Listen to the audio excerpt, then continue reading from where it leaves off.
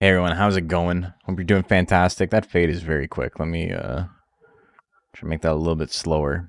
So if I go to here, yeah, that looks a little bit better. How's it going? Hope y'all doing fantastic. I don't know why I brushed my hair that way. That was the wrong way. Hey Zephyr, thanks for the sub. I got these like weird marks on my face. They look like two scratches. I don't know what it's from. I don't know what caused it. I just kind of had them. I don't know if I scratched my face like while I wasn't thinking or something, but it's not a big deal. I can't even feel them, but they are there. Ghosts. It might be ghosts. Could very well be ghosts. One second. I'm just trying to get some Twitch stuff set up. So thank you, Zephyr. Appreciate that. Bacon. It might have been, but I didn't notice it this morning when I went boxing, so I don't know. I only noticed when my wife said something and I looked in the mirror and I was like, oh, Jesus. But tonight, we got some fun stuff happening. Combo Breaker's happening, as you well know. It's right there. It's been on my screen for 2 months now. Combo Breaker, big ol' event happening in Chicago. I guess I should start recording this at some point because I want to make a video. Hey, GB Yoshi, thank you for this up. Yeah, and so Combo Breaker's happening. It's PvP. We don't really know what goes on with PvP. We have ideas of what's strong and what's not, but this is one of those things that has not been thoroughly tested, right? So because of that, we are going to be testing some stuff out on stream over the next little while. Why is my camera look so silly? I don't know why.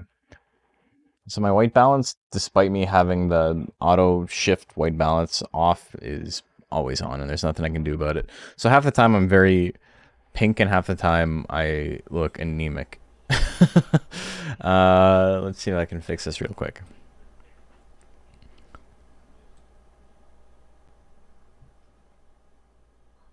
That's maybe too red tinted, but that's okay. We'll leave it. It's okay. It looks nice and warm in here. Didn't get your Papa John redeem? I don't think I have it set up on this one. Let me see.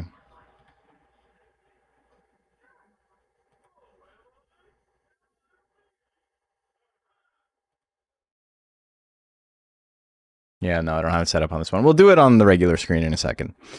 Frame 1 nukes meta? Maybe. Combo breaker.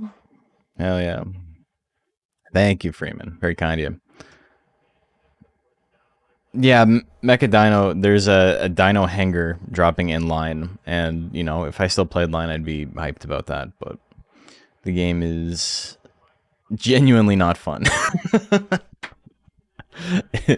And I'm gonna be honest, seeing everybody who still plays it talk about it, they all talk about it like it's a job. Like, I don't know anybody who's enjoying what they're doing. I feel like it's all sunk cost fallacy at this point. Like, I don't actually know a single person from anybody's posts who actually enjoys what they're doing.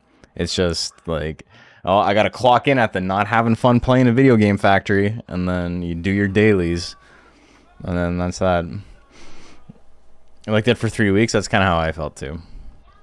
It was not great. I'm gonna brush my hair real quick. I don't know why it's so silly, but BRB.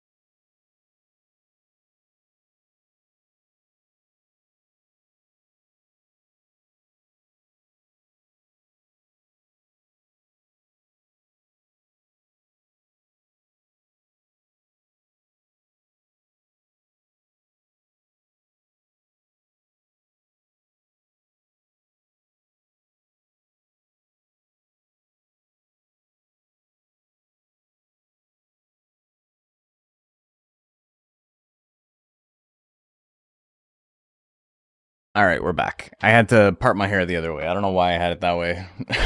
My hair doesn't really go that way normally, so we're doing this way now. It's about Mechadino. It's just a thing coming out for Monster Farm line. Anyway, so today we are doing some stuff for Combo Breaker. We need to actually test, and I need to make a video, and I've been working on it, but I need some footage, and I need something to do on stream, so, you know, a perfect marriage, as it were, a more perfect union. I need to gain footage on what different monsters do as far as like movement is concerned and things like that. Different strategies for different monsters. And I don't have all that documented. Nobody has all that documented. So we're going to work on it a little bit tonight. And then the next day and the next day. Just basically, next couple of streams are going to be this. It's going to be us going through each monster one by one and figuring out how their techs move them around and all that fun stuff. I think a good place to start is the very top and very bottom monsters. Yeah, probably, but I think a better way to do it is alphabetically. So let's do that. Okay. So first up is ape. So best ape is obviously flower ape. I got cheat engine open. I haven't used this yet. Run ISO. Monster Rancher 2. I got a bunch of stuff made already. Wish Mochi was a little viable. In PvP, he might be. Don't nobody tell you he's not. Because we don't know. He's probably quite a bit better in PvP. My controller not working. Let's try this again.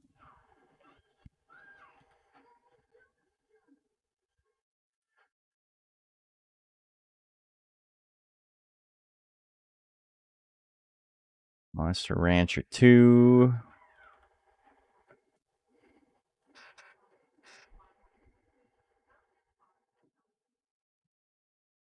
Okay, there we go. It's working now. Okay, let me open up Cheat Engine real quick. Monster Rancher 2, EPSXE. Okay. Alright. We're going to cheat in some monsters.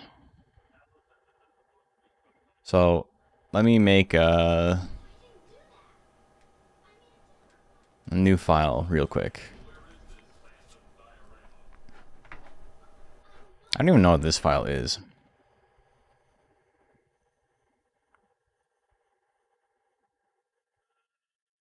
Gonna play Hopper with the turbo controller? So you can get the jab timer stall. It's funny because it's really easy to get in the way and like stop it. Oops, I'm on the wrong thing. Someone gonna play against me? Not tonight. Tonight we're just testing some stuff, but then we'll definitely be doing it in the future. I don't even know. What was this? Was this the Nuzlocke? 2007? No. Or 1007. I don't know what this is. No, in the future we will be doing battles versus other people, but we're just going to make some guys real now. Get Bacon on player 2? I should. Oh, you know what? You know what? Okay, it's fine. I have a bunch of stuff already made. But let's go to the market. Let's go get ourselves an ape. We'll get flower ape because flower ape's going to be the best. We'll just give it, what do you call it? We'll give it all the text. We'll take, oh my god. We'll give it all the text. We'll see how it goes. Wasn't this my blindfolded run? Maybe, yeah. And then this is what I got next. And then people were like, oh, you should beat the game with this guy. And I did not go for it. All right.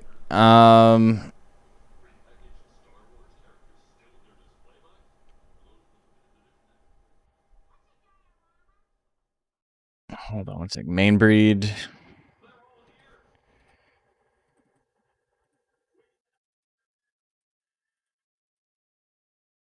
Okay, is there a reason I can't click any of this? I can't change any of the values. Open. Yes. Okay, it's working now.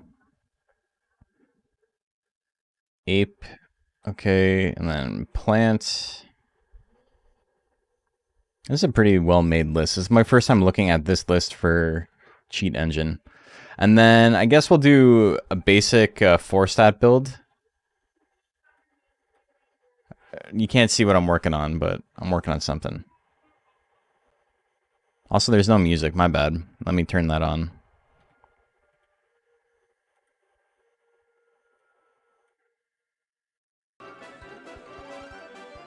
There we go. Hell yeah. Alright, so life, we'll go 840. We'll just do basic builds for like all of these guys.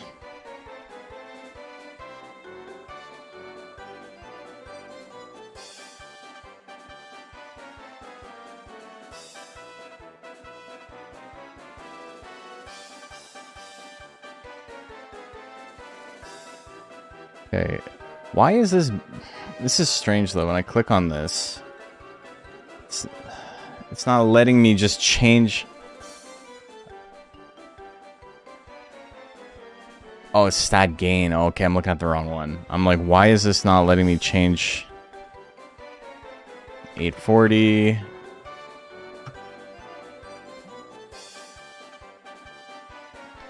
950...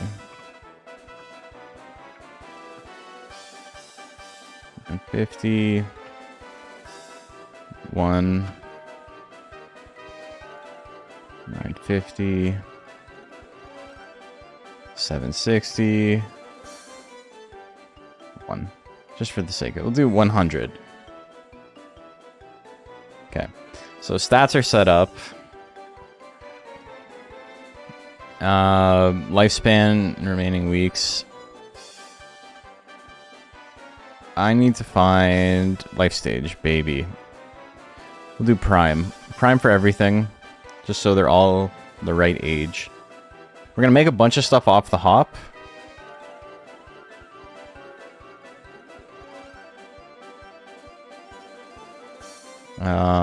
There's no turn on everything. For text, there's no button for it. That's weird.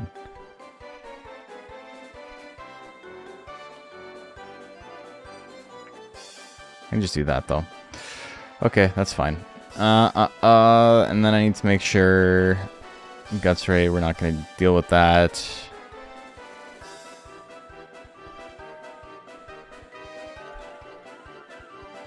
Tech uses, keep that on. Monster breed, and then last thing I need is loyalty. Fame, 100. Form, minus 100.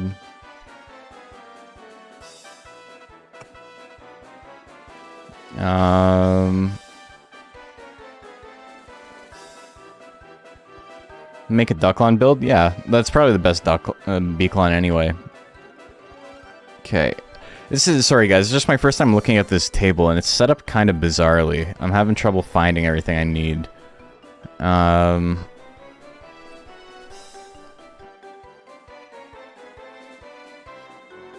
I can't find loyalty.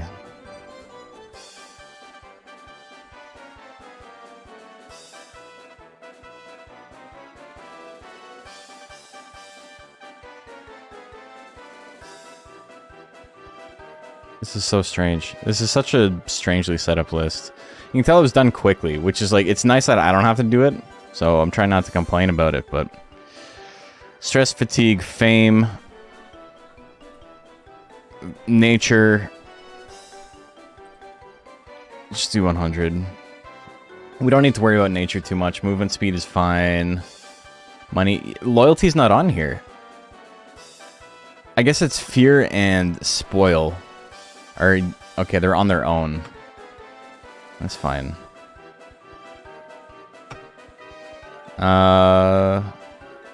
Cool. Should we get the test? So we're gonna get a classic monster from the shrine that we can always get, which is Flower Ape. Better told me Steam has a way to see uploaded monsters stats. I play on Switch, but trying to optimize for Combo Breaker. Well, yeah, if you just go to versus mode, you can see. You can check out monsters by typing in their names.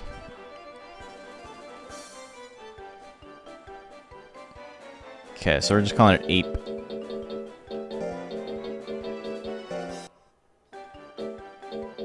That's circle on this, right? Okay, so this is a pretty standard build. It just has all the text. Original font, I know. That, that classic, almost Comic Sans look. I know. Okay, cool. So, we're just gonna throw this guy in the freezer. Okay, dodge.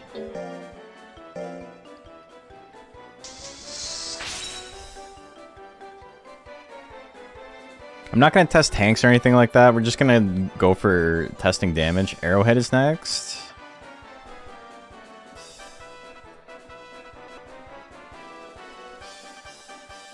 Arrowhead, and then because we want a fast one, I guess again it doesn't matter too much, but we'll just get a fast one.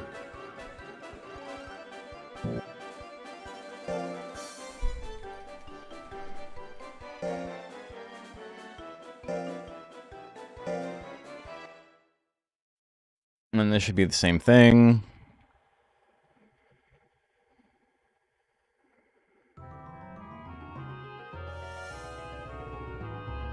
We'll make, I don't know, make 5 monsters at first, and then we'll go test, and then we'll come back.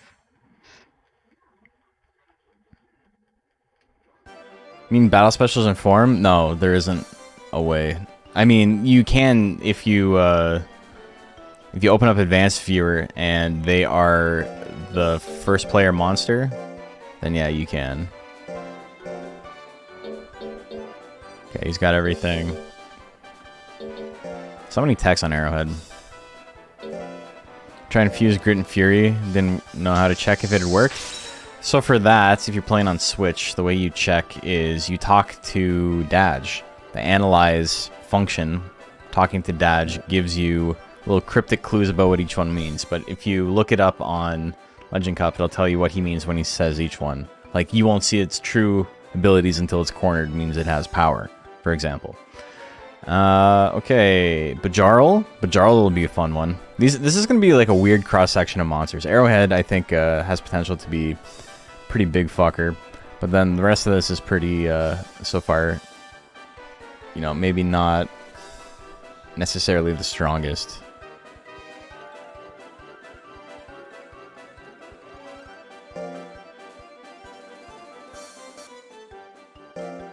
Yeah, no probalo. Ducklon, we'll make... Beaklon's coming up. Beaklon would be next, right?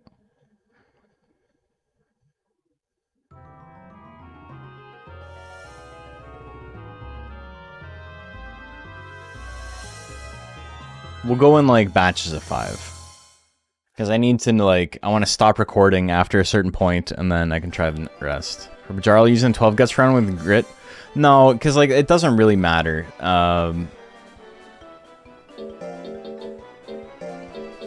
Like, afterwards, I could always just change stats and stuff.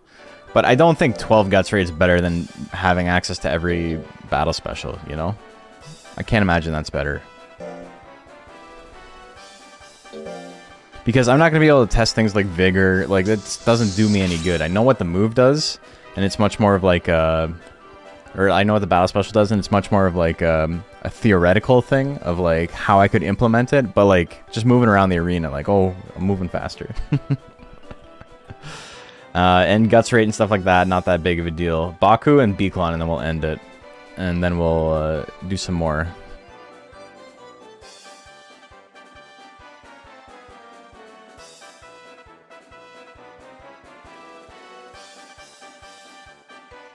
I just want a faster guts rate so I'm able to attack more often.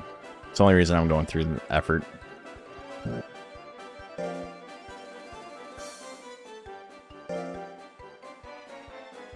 Because yeah, I'm mostly concerned in like, what are some strategies the monster can come up with? What can you do with them? And because I want to put together the little guide before Combo Breaker, like the next Rancher Rundown. I have a lot of the script written. But as far as actual individual monster stuff is concerned, I don't know. Like, we gotta test. That's why we're doing this today. Cyclone Golem, all you need? Unironically, very possible.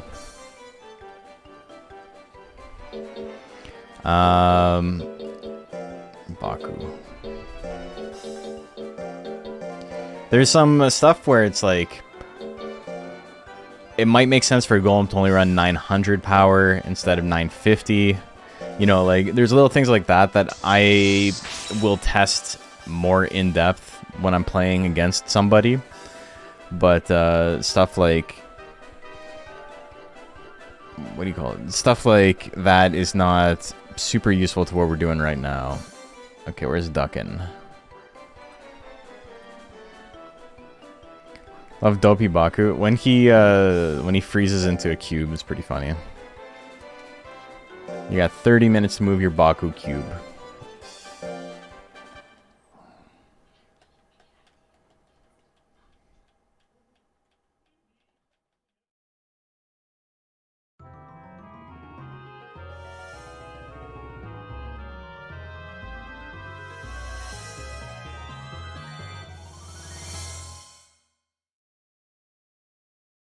Beaklon. Got ourselves a Ducklon.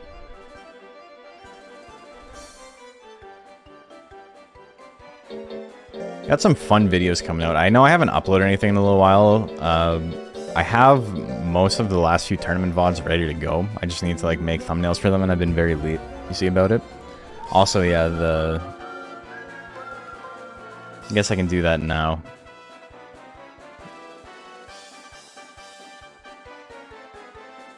Hey, Reckley, will come.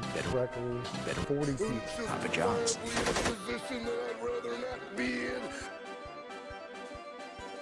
Does Papa John's make noise? It should, but I don't know if I have it set up that way. It does? Okay, because I can't hear it. It's good. Well, at least that's working. Okay, so we got 5 guys. Burgers and fries. Yeah, I'll show you here. Let's go to analyze. Beaklon, you won't see its true ability, so it's corner, it has power. That's probably all it has. Yes. It seems to know how to endure hardships. Oh, that's guard. That's guard. He's got guard. Oh, I missed the last one. Alright. See its true ability, so it's corner. It seems to know hardships. It tends to get elated easily. Ease? Is elated vigor?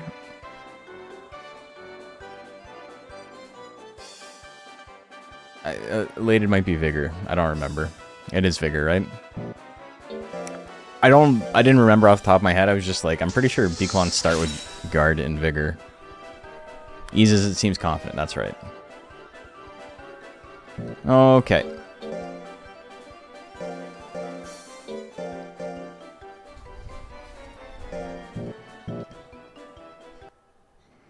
So, we're going to go back to the main title screen. We're going to test some stuff. Remember the time I made a tournament entry with Cocoon Stoneworm to get the trashed guts rate? Yeah, that's what I did. Okay.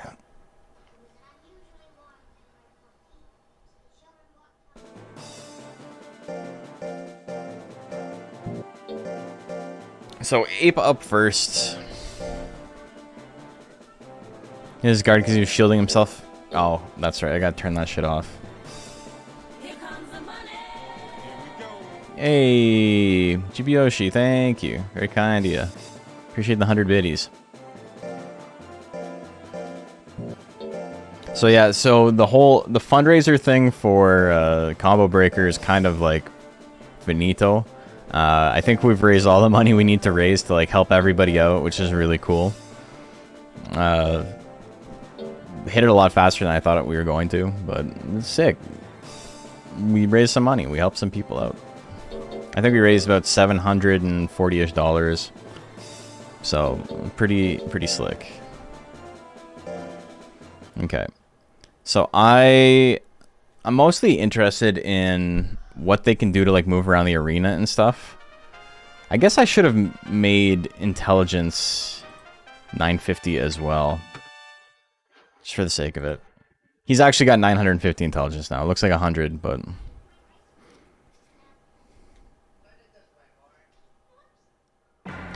Okay. Why is it like this?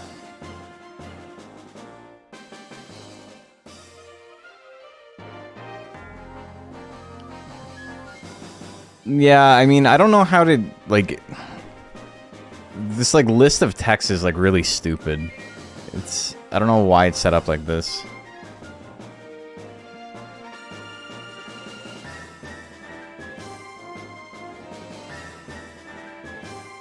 Interesting strategy. So, Macho, how do you add text in this?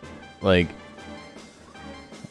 This seems more difficult than just doing regular cheats in EPSXE if it doesn't just automatically add them. Never used the EPSXE version? Oh, interesting. Yeah, this is kind of shit. Cheat engine, yeah. Yeah. Yeah, oh, of cheat engine. Yeah, it's very strange. I don't know why it's not working, but let me try it again.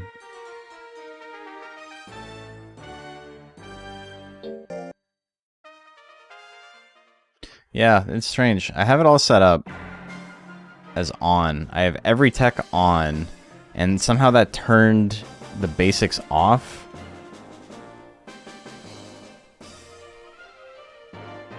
PSX 1.13 has a pretty good table. This is so strange. Like, I actually don't know why it wouldn't be working.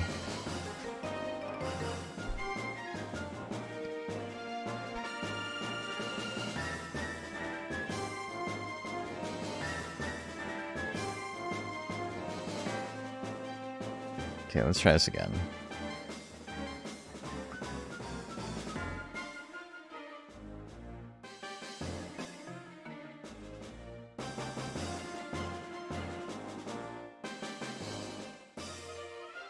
Everything else is, like, working fine. So I'm kind of curious as to why.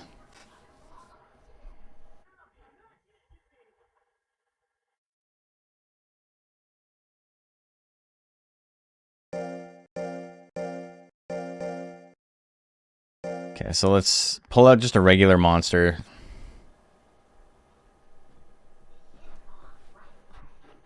I probably don't even need Cheat Engine open anymore. I'm going to close it and see if maybe that fixes it. Maybe it's just Ape? That's very unlikely. It's strange. I could always test on... I could just do it on the regular one. On DX. But movement in that is, like, weird. It doesn't work properly. Oh my god. The wrong thing. Why is it so slow?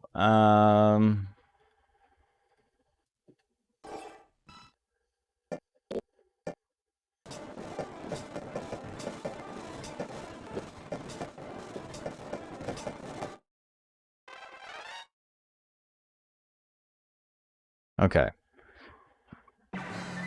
That's so bizarre. It's, like, it doesn't make any sense for it to be that way.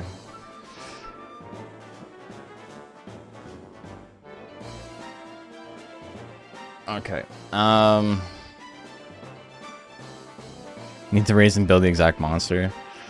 Here, let's try something.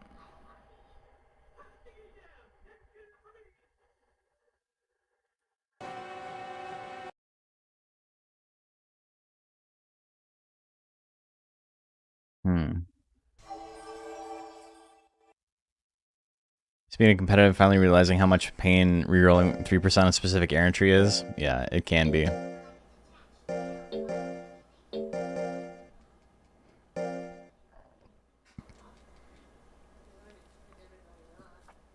Okay, let me try in the regular cheat table.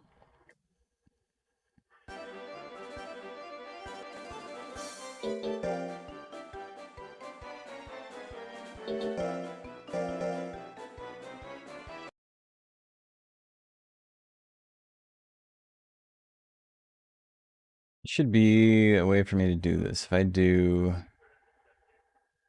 tech activation codes, all techs enable.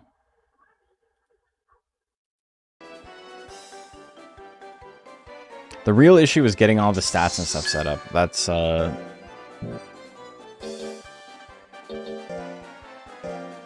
if it's like this, it should work now. I can just leave that cheat on. I should be able to just leave that cheat on and it should work fine.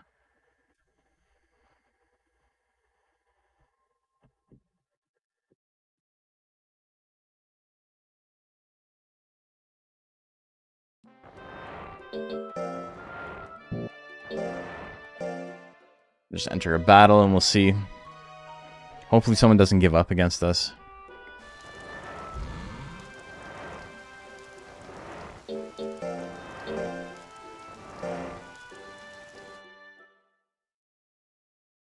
I'll have to like adjust a cheat engine table to make it easier to like change stuff on site at Combo Breaker when people enter monsters last minute.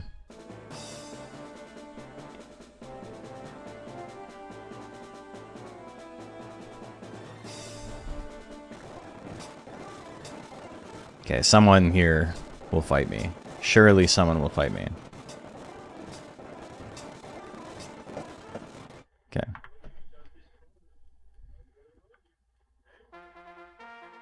Okay. So it's back. It's working.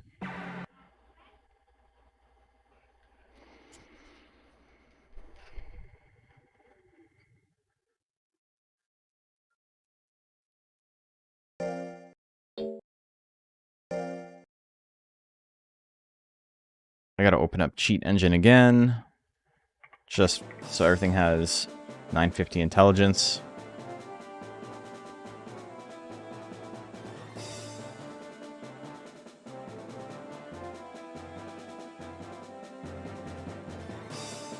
And then, where's my intelligence? Yeah, this is all set up pretty shitty. 950. Okay, so we're good now, I'm pretty sure. So I can have it set up so everything's gonna have 950 intelligence.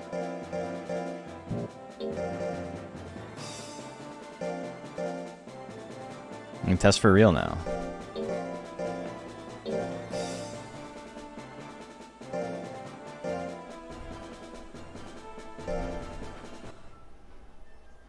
Last thing I want to check.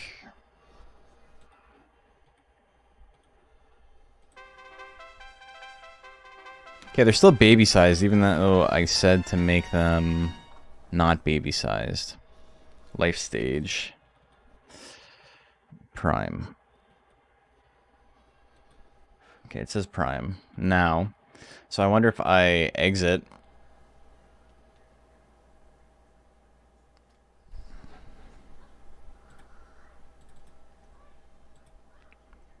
If that can keep them big mode. That's going to make things a little bit awkward, because the player 2 one is going to be a little bit smaller. It's going to be kind of a pain in the ass. How's testing been going so far? Not great. I mean, we haven't tested anything yet.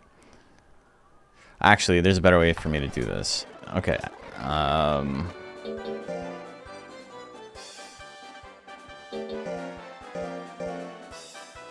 I need to take it out.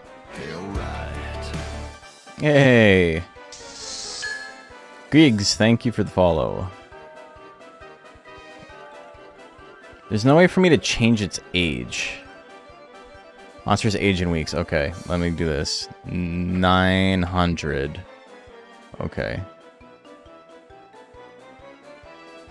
He's 18 years old. He's in his prime.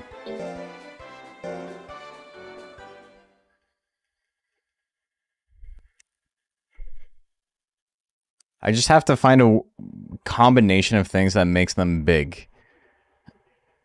I know how to do it all in DX, but I don't want to be like searching for values Here. Why is he still baby? Maybe if I rest him once?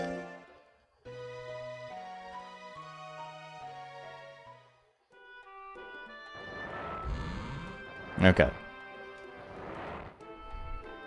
So form, I'm going to make sure is minus 100. Okay.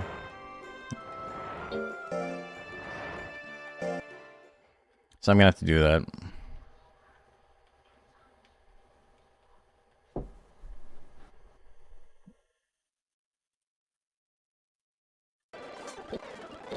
God. Trying to do this fast motion is so hard.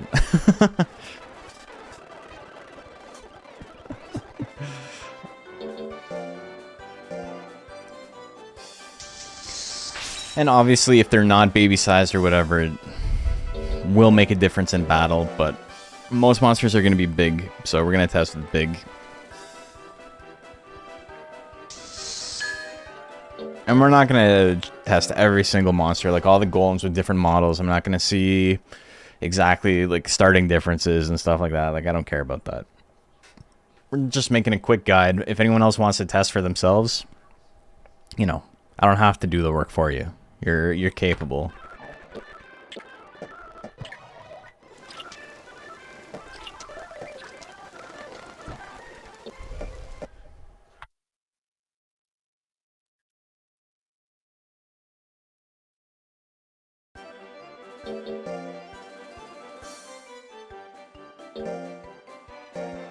Okay.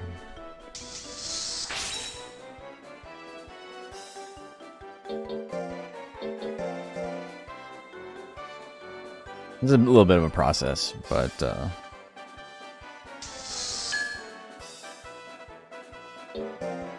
it'd be really funny if someone shows up with little baby monsters. How many people entered up? I mean, people are still signing up. You can sign up until end of May, but it's looking like 16 right now.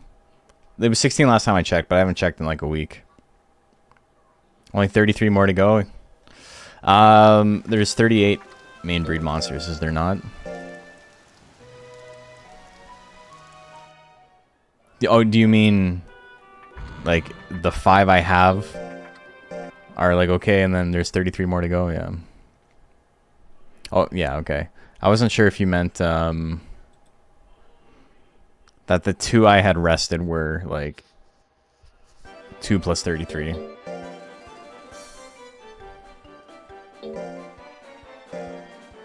"18 years, pretty old monster, but I know a guy who can raise golems to be 20 easy. Doctors hate him." I've heard that. I've heard that as well.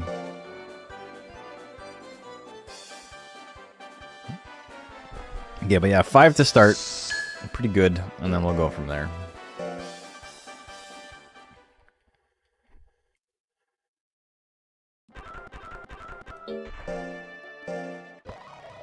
Or a 20-year-old mock? Me too. Only heard of it though, never seen it. Skinny Baku's so funny. It's too bad you don't get to see him in the arena like that. Fat Baku's also very funny.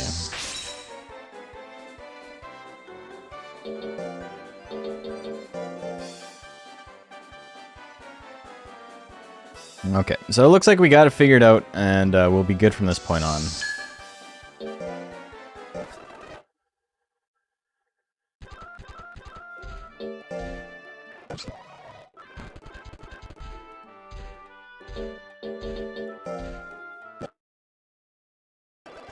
Gonna have to be getting your Naga set up here soon. Been slacking on it. Yeah, I don't even know what I want to raise. I've talked about it a lot with Macho, and there's a lot of different really good options, I think. Baku's so square when he freezes, yeah.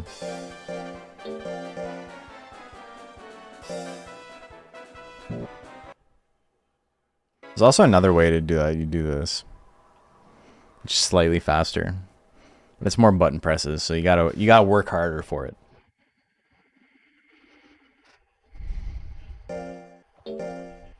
Okay.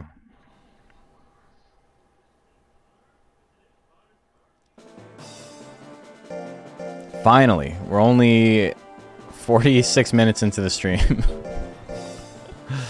It's okay. It'll go a little bit better next time.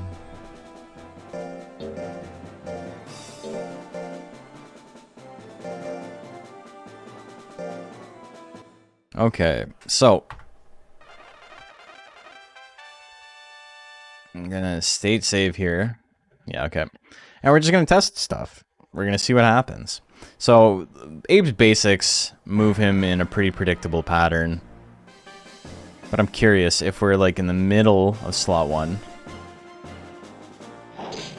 and it hits, where do we go? Almost exactly the same spot. Yeah, okay. Let me get a notepad out. Start jotting stuff down. Ape.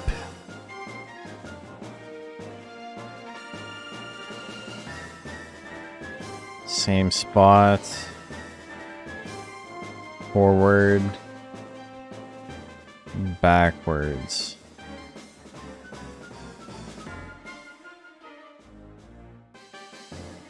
Slap. Okay.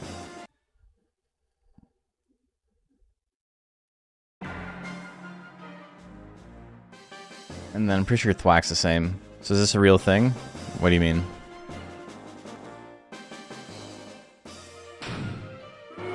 Okay, on a miss, thwack moves you back a whole slot.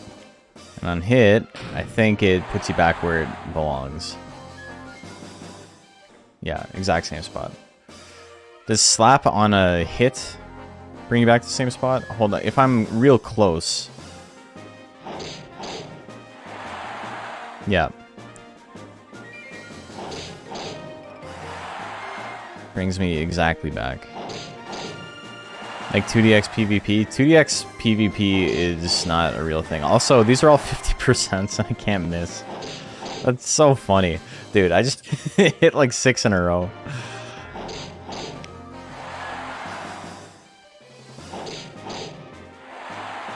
I don't know what RNG seed this is, but it's very funny.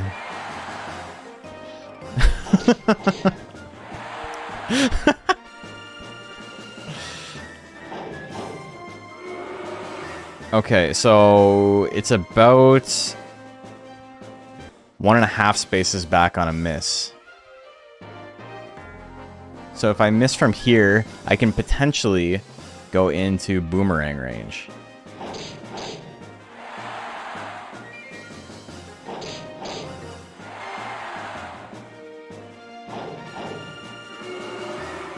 Yeah, look at that. Oh, that's cool.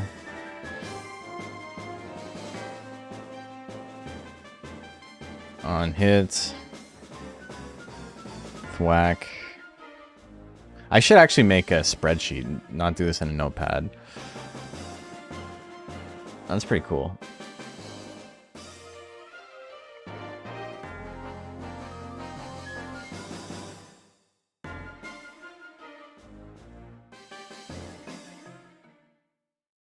Ape. And then Tex.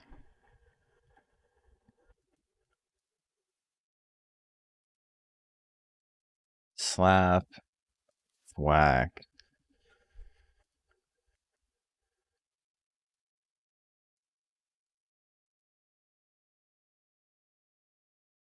On hit. On miss. 0 movement on hit. 0 movement on hit. -1. Just 1.5.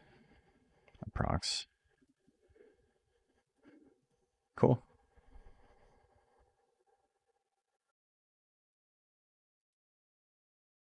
On alignment. Okay. All right. We got some stuff to test now. So thwack, not bad. Swing throw? Okay, let's try this. Swing throw on a miss. Just over 1 square back. And on a hit, puts you 3 squares back. Okay. On hit, -1. No, -1 on miss. It's 3. Got EPS XE running, but it won't register how I've changed my keyboard, but I managed to figure out the keys. Nice. What? I pressed the wrong thing. Okay, swing throw, sneeze. On miss, just over a square. So if I miss from here. Okay, no movement on hit.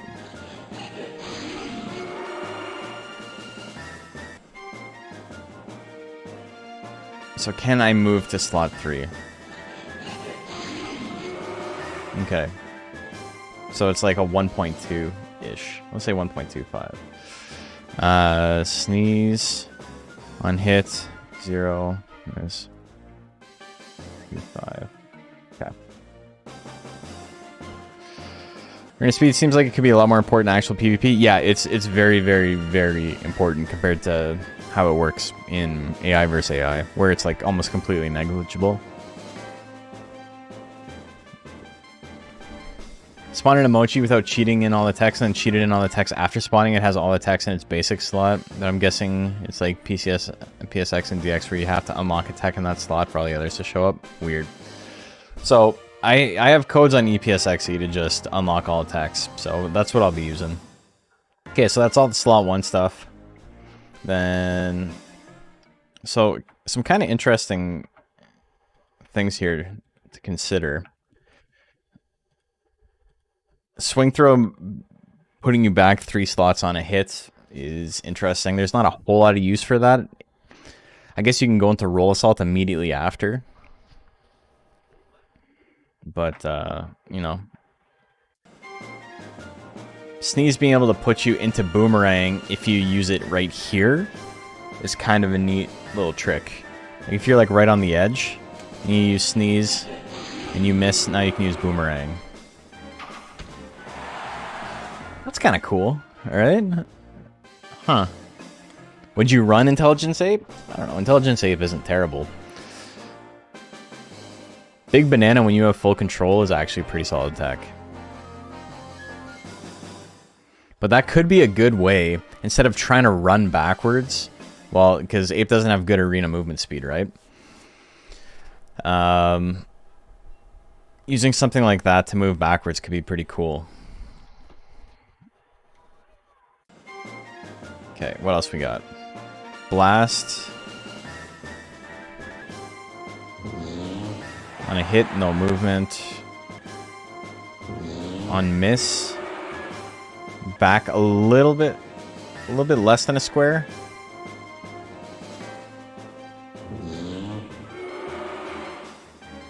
Yeah, from there to there, it's like 0.75.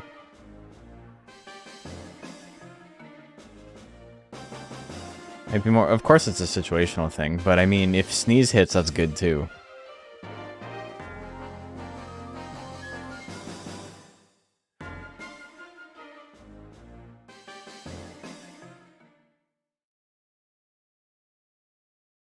Okay.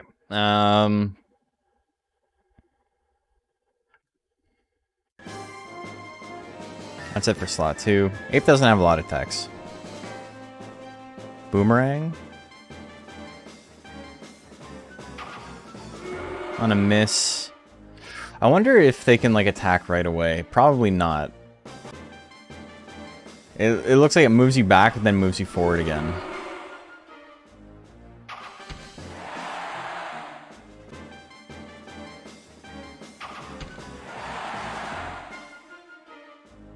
That was strange. I wonder why it pushed me forward there. There's also factors like where you are in the arena that changes it a little bit, but... Okay. So this brings you forward about 3/4 of a square on a hit. I wonder if I'm up close if it still does the same thing. No, it repositions you. So if you're up close, he moves back. So it finds range first.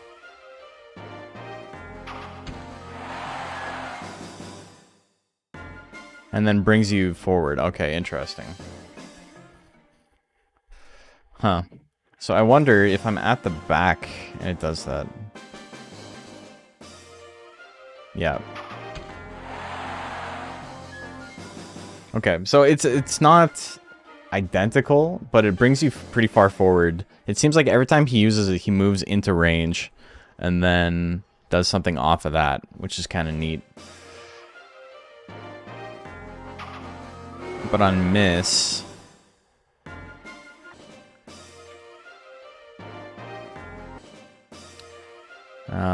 here, I'm gonna restart.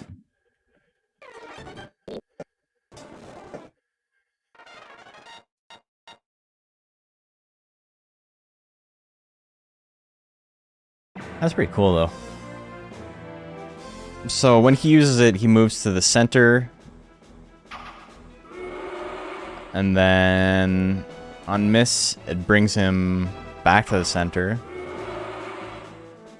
Slightly backwards.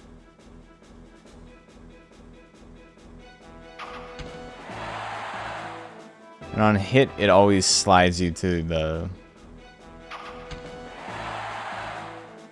very front.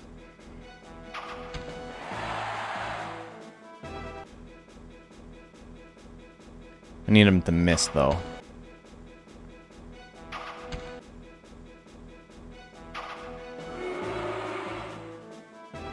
Okay, so on miss, yeah, he always just... This is an interesting one.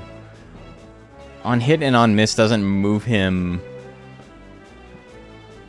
within relation to like where the text started. On hit.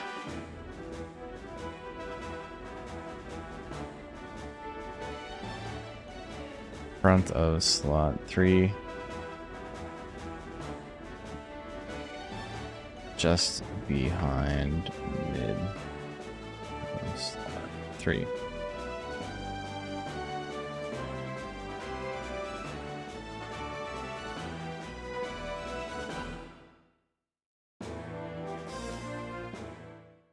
That's pretty cool.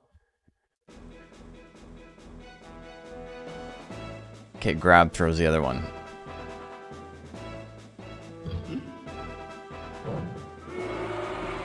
So on miss, he moves backwards very slightly. I wonder if I do the same thing here.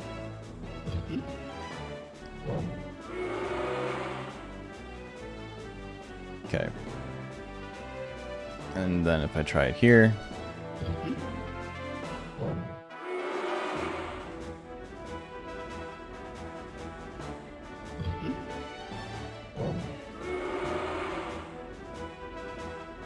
Okay. So grab throw always ends in slot 3 on a miss. Just chilling, testing stuff out.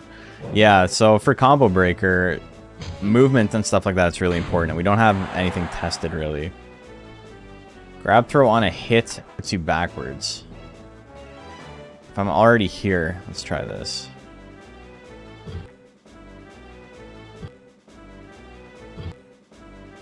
This is what it looks like making Rancher rundowns, by the way.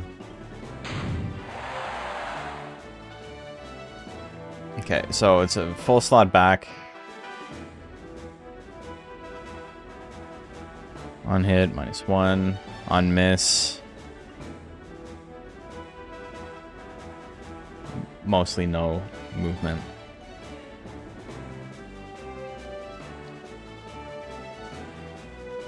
Okay, and then Big Banana. I don't think Big Banana has any movement either way. Moves forward and he moves backwards. We're labbing. Okay, so Big Banana on hit. Oh shit. That's like 1.5. Huh. So let's see, because he rolls into position first. So yeah, for this one he didn't move very far.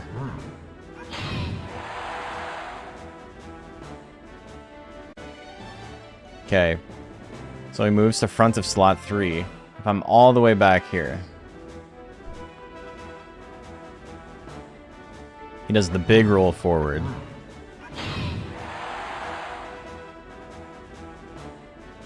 Yeah. Okay. So big banana.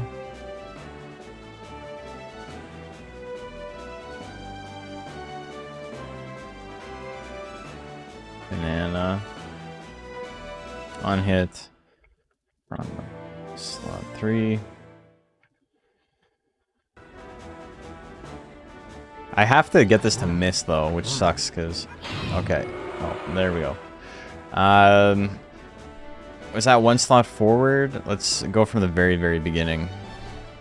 Or very, very front, I should say. And see where he ends up.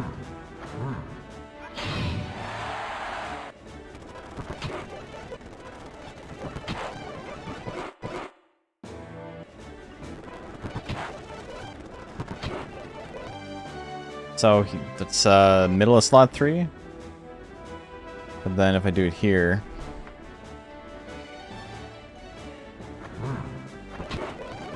Yeah. So just behind mid of slot 3. So basically exact same as Boomerang. Boomerang and Big Banana put him in the same spot no matter where you start from. Which is kind of interesting because one is in slot 3 and one is in slot 4. Tasty Banana I don't think has any movement.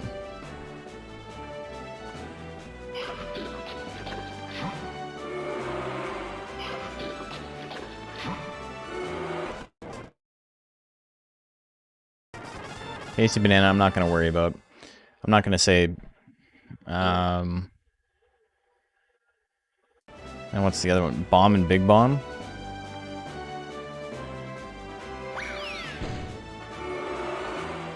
Okay, that's almost a full slot forward on miss.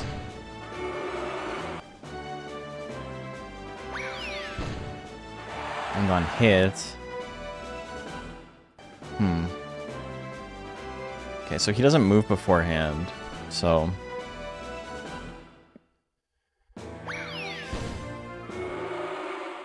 Moves back about a quarter of a slot.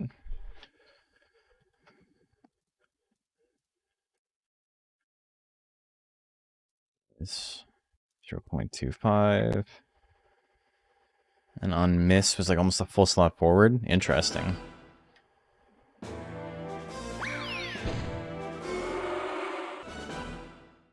Or other way around, sorry. Hold on. So, on miss, it puts him a little bit back, and on hit, it puts him further back.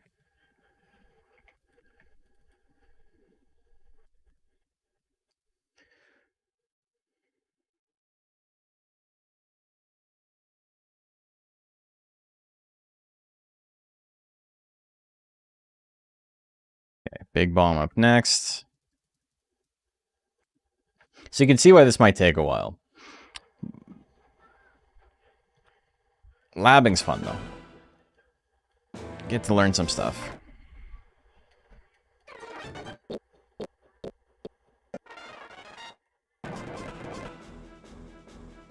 I have to debate about whether or not I want to do this for every monster, or just the ones I find interesting.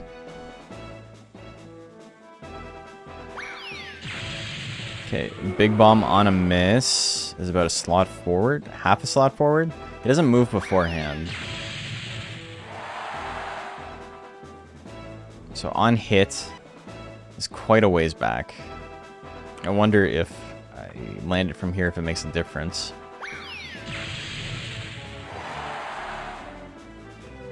No, so on hit is roughly half a slot back, and on miss is what?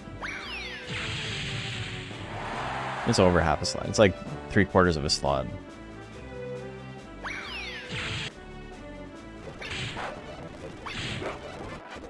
It's like almost a full slot forward.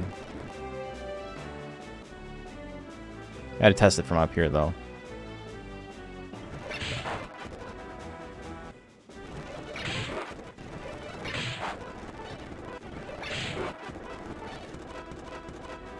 Okay, so it goes to the middle of slot 3 no matter what I do.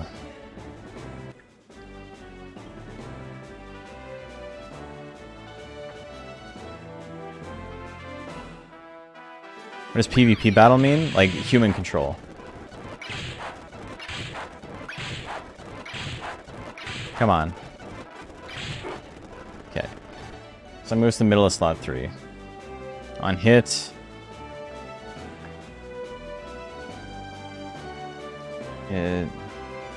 Just behind mid of slot 3. Okay, so is that it for Ape? No, Roll Assault. It's the last one, but I'm pretty sure Roll Assault just brings him back. There's some actually interesting stuff here.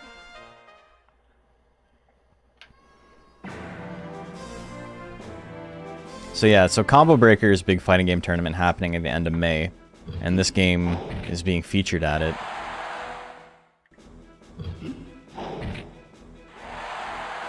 So on a hit, Roll Assault puts you 3/4 of a slot back, if not more. And 1 slot backwards, we'll say. And on miss, slot forward. Unless that was just me being too close to the edge.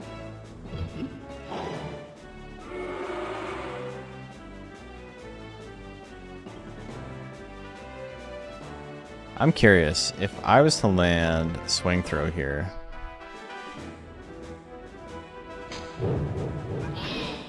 That puts them as far to the edge as they can go, right? What? Like, that was weird. Oh, it's because it put them in the wall. So on a miss, Roll Assault puts you forward a little bit. But if I'm all the way up against the wall, as close as I can get, rather, and attack with it. Does it always just put me to the back of slot 3 on a hit? Yeah.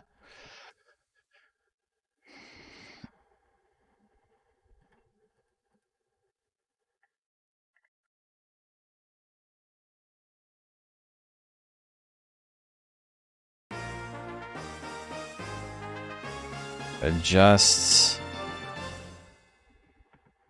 to this one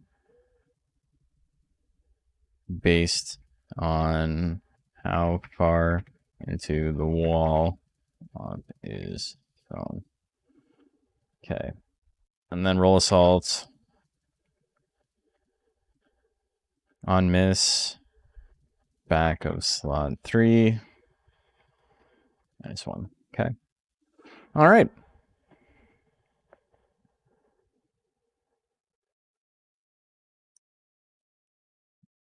How goes the Monster Rancher today? It's going good. We are just doing some labbing. We're doing some testing for Combo Breaker that's coming up soon. Hey, Russ Watch. Thank you for the follow. It may or may not be the most interesting. I wasn't sure how this was going to be perceived, but I find this stuff really interesting, so I hope some of you guys do as well.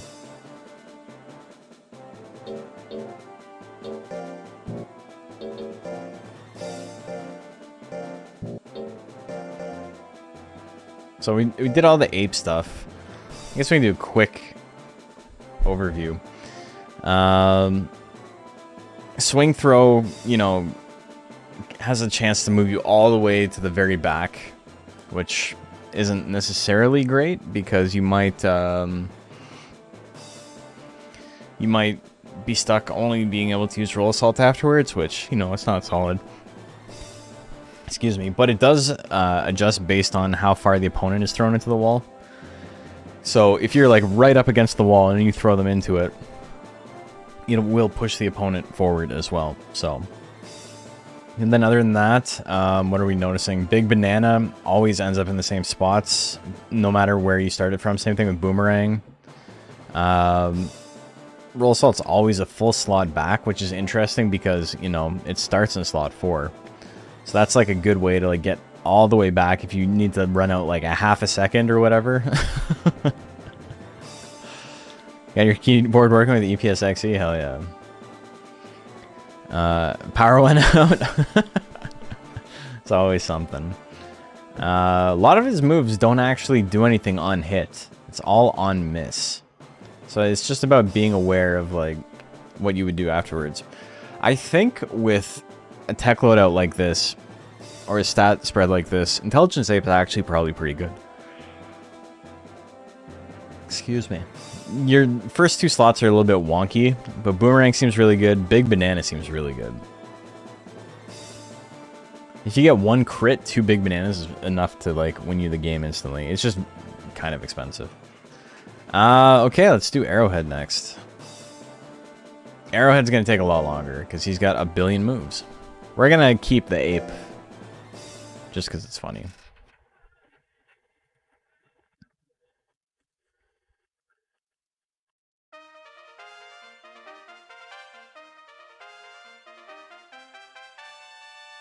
Okay, so starting off, Punch. I'm pretty sure Punch, super basic.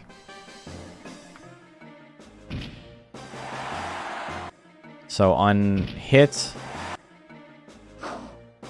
moves you back. Full slot back on miss. Okay. Sting Slash.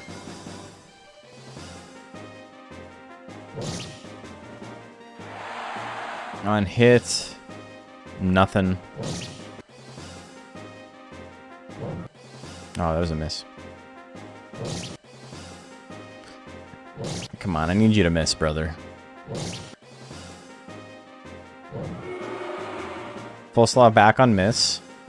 More than a full slot back on miss. I wonder if I do it from the back here, if it always ends up in the same spot. Okay, so that's roughly the same point. If I do it all the way up here.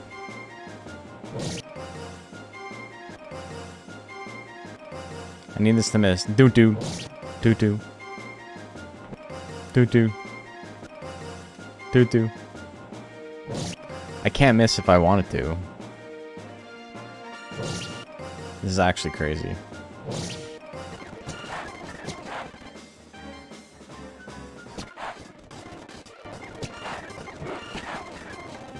Okay, so it always puts you back in the same spot. I should actually check to see if Punch does that as well.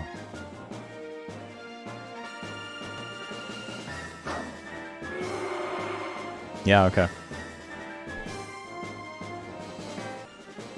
So Punch always puts you right here if you miss.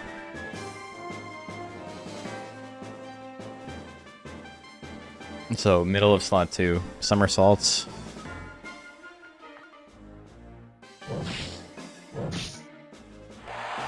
Somersaults on a hit is about 1.5 squares back.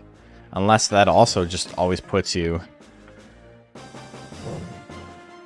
in the middle of slot 2. Okay, so that seems to put him in the same spot every time as well. I wonder if this is just because he's near the wall. No. It always puts you... Huh. Okay. So, interesting stuff. Punch. Hold on. I need a way to control player 2. Just so I can move them forward. I'm not going to retest any of this stuff, but I got some hypotheses.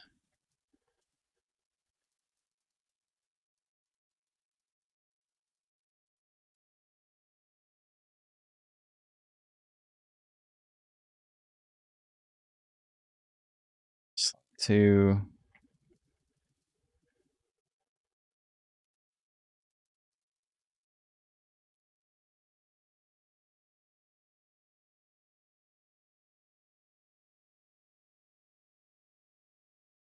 Okay. So, not a lot of movement stuff there. Here, one sec.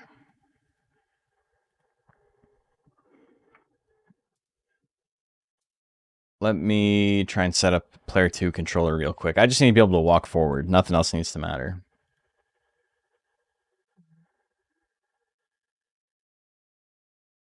Player 2, pad 1.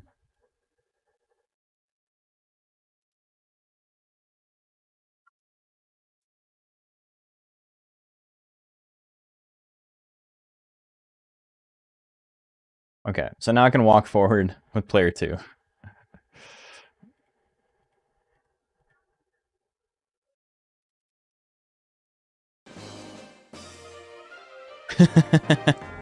That's really funny. So I'm curious. On hit, what does this do? Okay, so it's always going to move me to the same spot, it looks like. But I want to try it with punch and stuff. Oops. Okay. On hit, you don't move anywhere. On miss, it's about a slot back.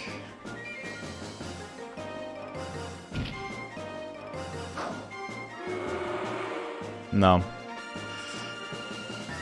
It puts you middle in slot 2, either way. And then Sting Slash, I assume, is the same. Yeah, middle slot 2, and then on hit is 0.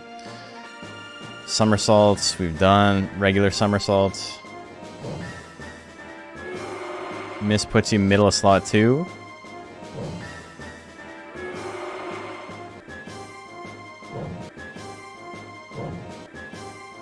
Ba-boom, ba-boom. Hit puts you... Is that a slot and a half? It's front of slot 3.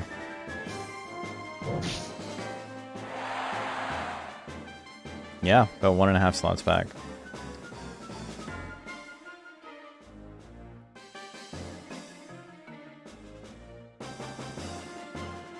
Minus 1.5.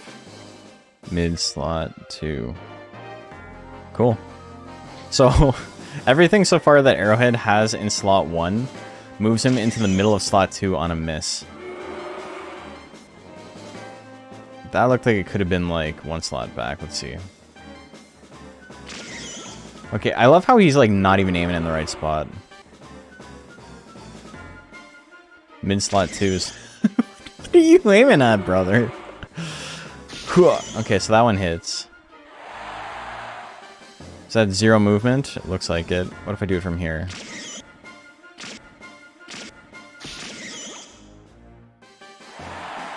Okay, so again, his slot 1 is weird, man. Not a lot to worry about movement-wise here. Claw pinch. At point blank. On a miss, puts him at -1.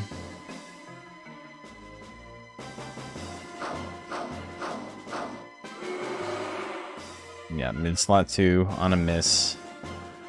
On hit.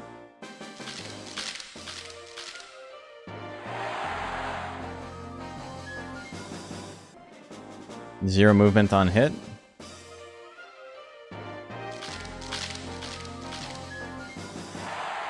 Yeah. Another one.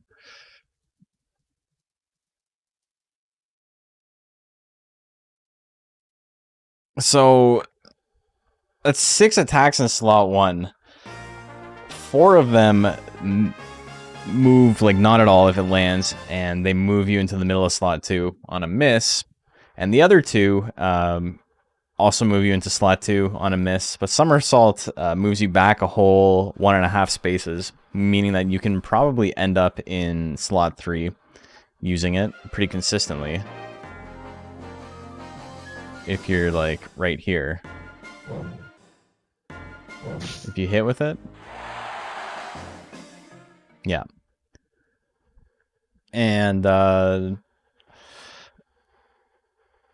somersaults always moves you into the middle of slot 2. What a bizarre range. That's so silly. I wonder if they made a lot of conscious decisions where they end up. I don't think they did. I'm guessing they didn't, and it's not because of like laziness or like devs are stupid or anything like that. I just think it's one of those things that like doesn't really matter. Most of the time. Okay, let's do long punch. On a miss, long punch has like half a square back movement.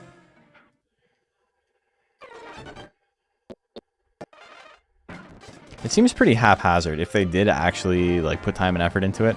There might have been a little bit of consideration, but I think it's mostly to stop monsters from like getting stuck in walls and stuff. Okay, that looks like about 3/4 of a square forward on hit. Or is it just always to the middle of slot 1?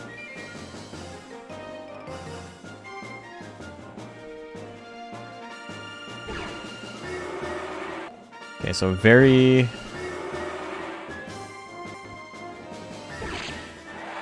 Yeah, always middle of slot 1 on hit. Yeah, there's some anchor points for these animations.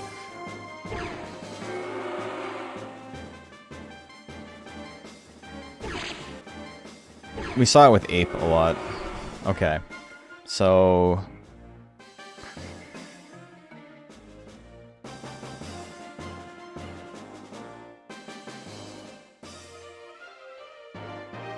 end of slot 2 on miss.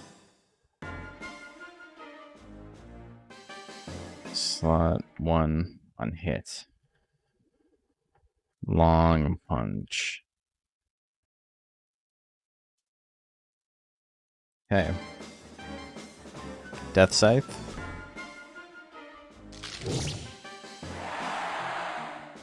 Seems like 0 on hit, roughly.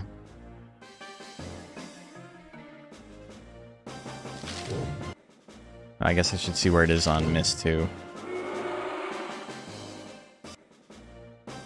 Is it just slightly back, or does it always to the front of slot 3?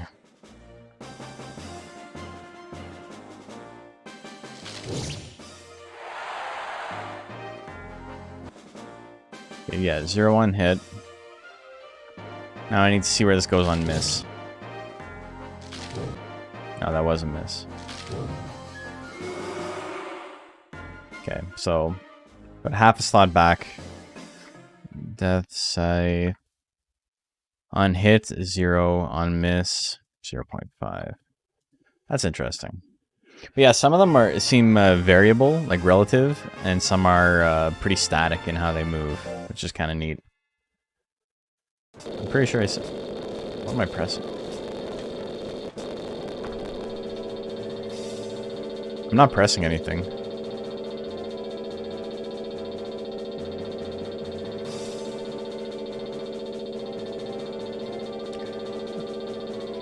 What the fuck?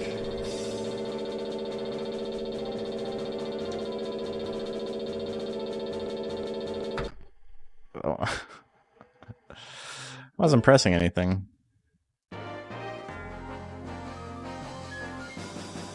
Okay, tail swings.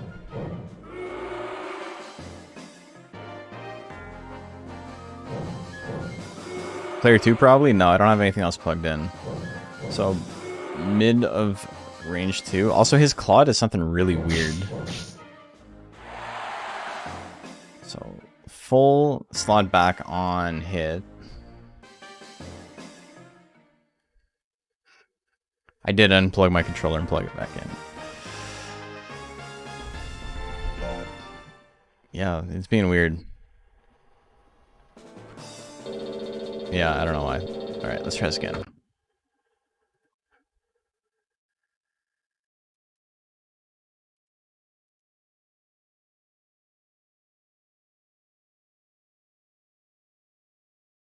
I don't even have up and down mapped on player 2. I only have left.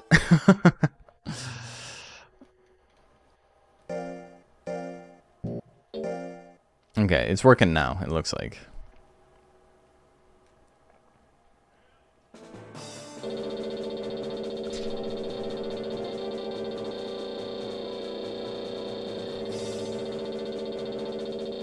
I wonder if it is a player 2 thing. Whatever. Let's see if I can change it now. That's so strange.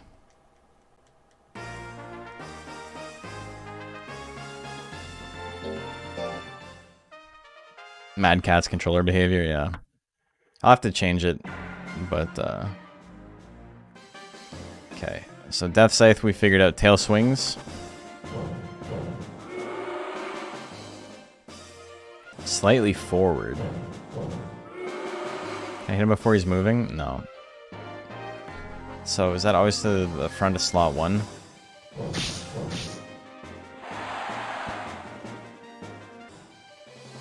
Okay, so this always puts me in middle of slot 3 on a miss. On a hit, sorry.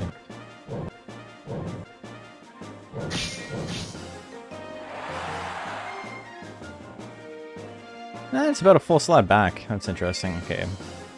And then on miss, it was slightly forward, right?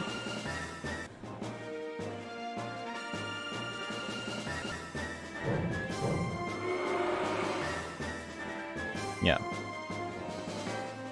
Okay, so tail swings on hit, -1, 0.5.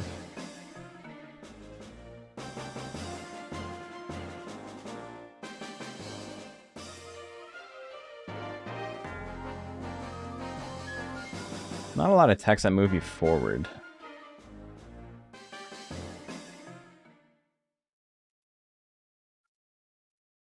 It was Death Scythe forward or backwards on... Oh my god, there's so many more texts to go through still.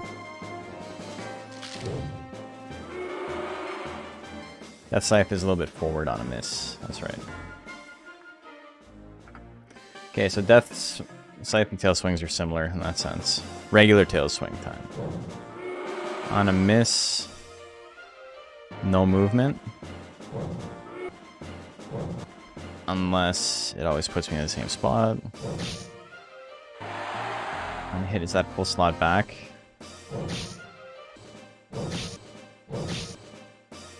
Dude, I need you to miss.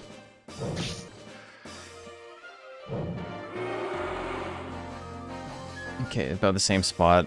Very slightly forward on a hit. On a miss and then back. Yeah.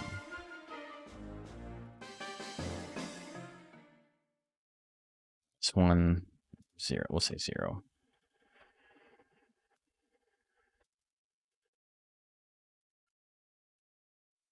Not a lot of movement here. There's movement in these guys. Obviously, if you can land it. But that doesn't help. Okay, triple stings.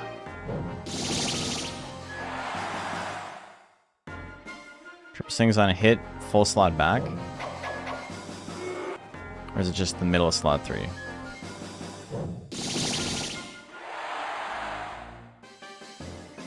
Okay, full slot back on hit. And on miss...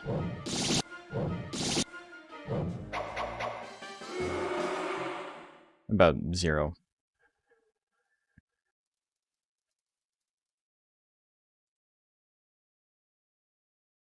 This 1, 0 on miss. Cool. Regular sting. Looks like 0 movement on hit. Unless... yeah. 0 on hit.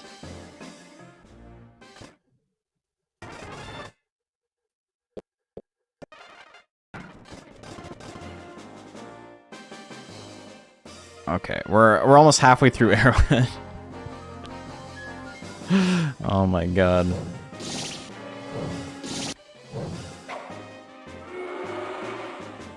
Okay, is that half a slot back? Yeah. Sting. 0 on hit. And 0.5. What else we got? Okay, so that's half. We're done. Claw Assault is back on a hit, 0 on miss, right? Oh, it's about half a slot back.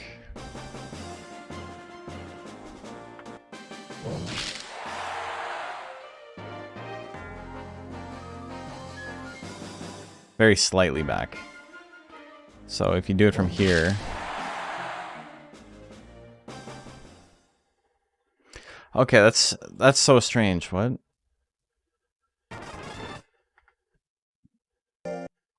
Dude, I'm pressing left. I swear to Christ, I'm pressing left. That's so strange. Okay, we gotta figure out what's up with that. I thought that was gonna be a simple one. Apparently not. End clock is affecting it? Maybe.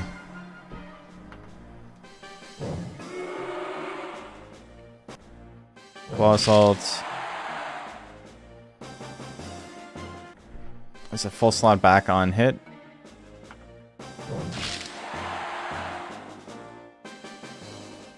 Yeah, roughly. You do it from here, I don't think.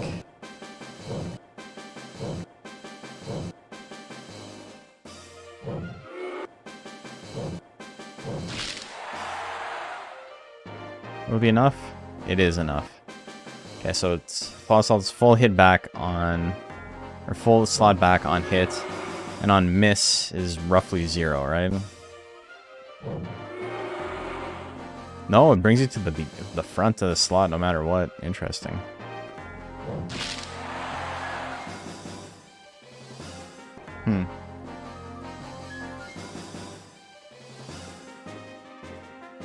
-1 on hit.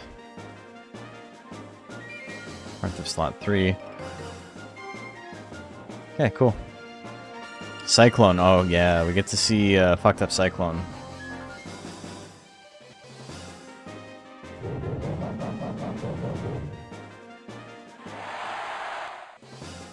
This might be a hard one to test on hit. I think if you're landing Cyclone on hit, doesn't matter.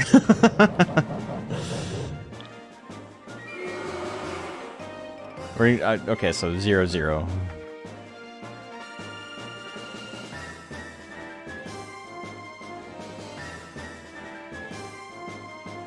What if I make his power 100?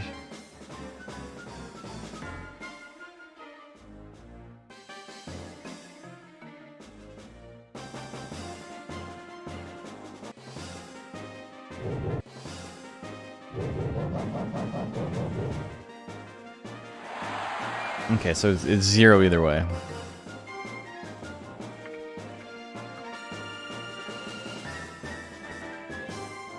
Yeah, that's a goofy one. That's why you guys stay for this. You get to see the more messed up stuff, you know? It's a lot of like tedious testing, but every now and then you get to see something fun. Man, I love how like red the cup makes my face because my camera doesn't understand how to like handle white balance. It's so funny. What was that? That's Cyclone, baby. Meow. Get him. Get him with the spooky limbs. Okay, Meteor. Another move that probably doesn't matter too much on hit. It looks like a full slot back, but I think I gotta change intelligence to a hundo real quick to test it.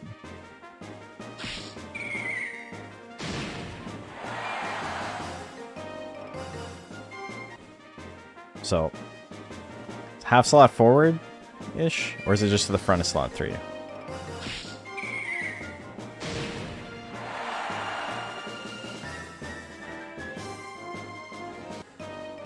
In front of slot 3. And then on miss...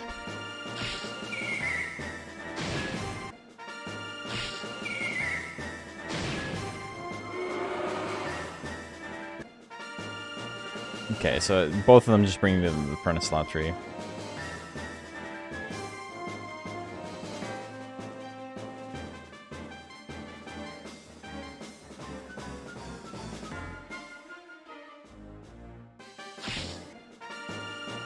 Acrobatics on a miss puts you where? Is that front of slot 3 or 0? Okay, on a hit. It's almost a full slot back. Or puts you this. No.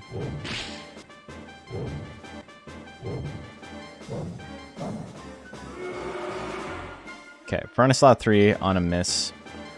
And on hit.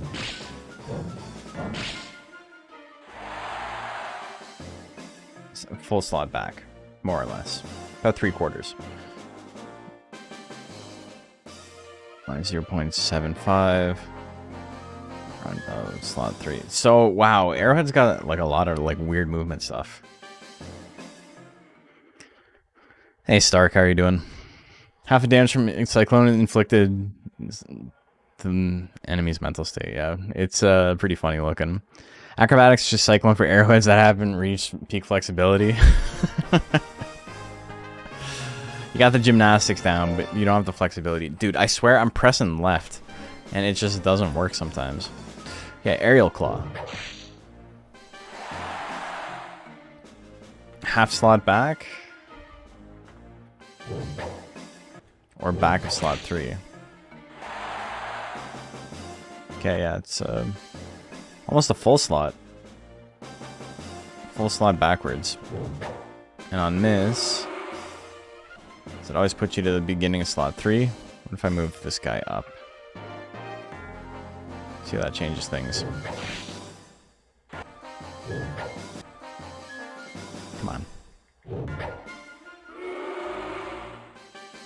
Ooh, interesting. It's like half slot forward.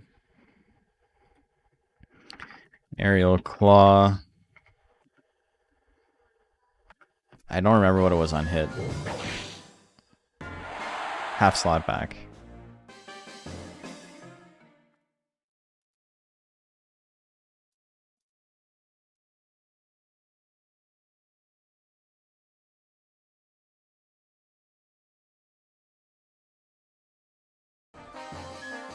Jumping Claw. Okay, half slot forward.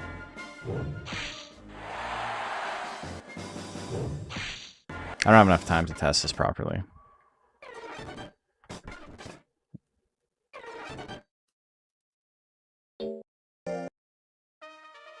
How's Lavin? It's going okay. This is the second monster we'll have done, but Arrowhead does have a lot of text, so, you know, it makes sense that it would take a while. Okay, it looked like Jumping Claw set as a half slot forward on hit. Or half slot backwards, rather. Yeah. Okay, cool.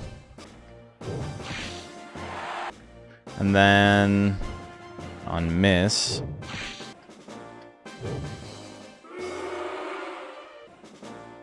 Is it 0 or is it this beginning of slot 3? Arrowhead's one of the important ones too, yeah. Okay. So Jumping Claw. 0.5 and then slot 3.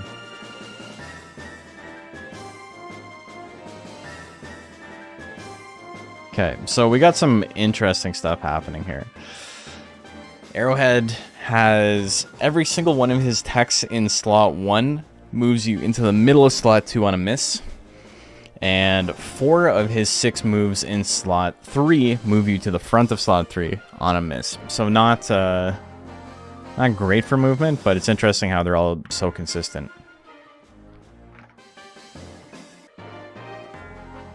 Okay, Hidden Sting.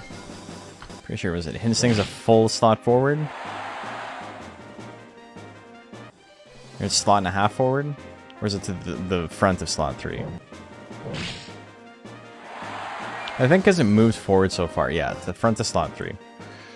And then on miss.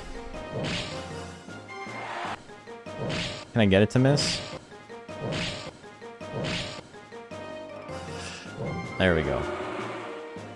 Front of slot 3 on a miss as well. I wonder. This poor 8th. Just getting blown up.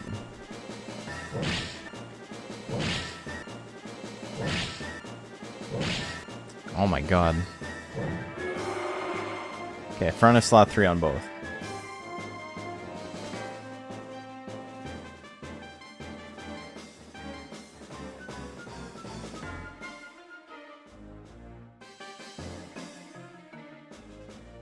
Brigandy. Yeah, I know. With my luck. Okay, Fist Missile. He moves so far forward that I think it's not going to matter where I start this. Front of slot 3 on a miss, yeah. Almost slot 2.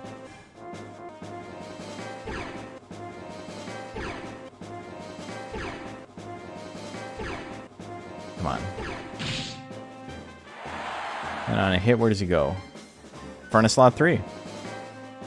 I doubt that was a full... Here, I'm gonna...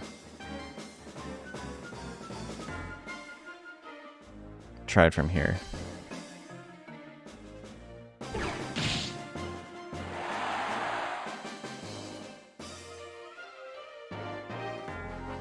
Okay, I'm confused. How does the movement work like that?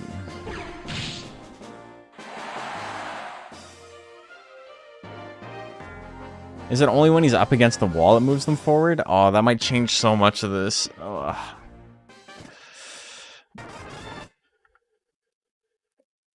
Okay. Yeah, like, I'm pressing left and right here, and it's, like, not accepting my input half the time. Okay, so if I move forward right off the hop, and then I try something like Hidden Sting. On hit, moves me way forward. What? So it depends on how close I am to the wall.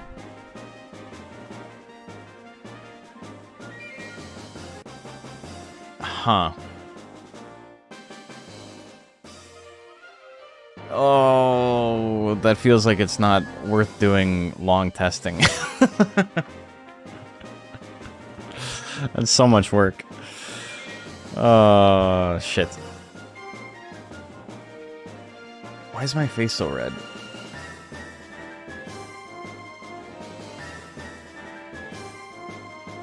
Just make a note of that. Well, no, because that's not how this works.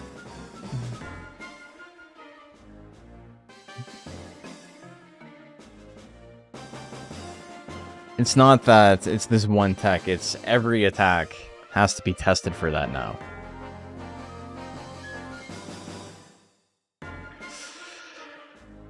Oh.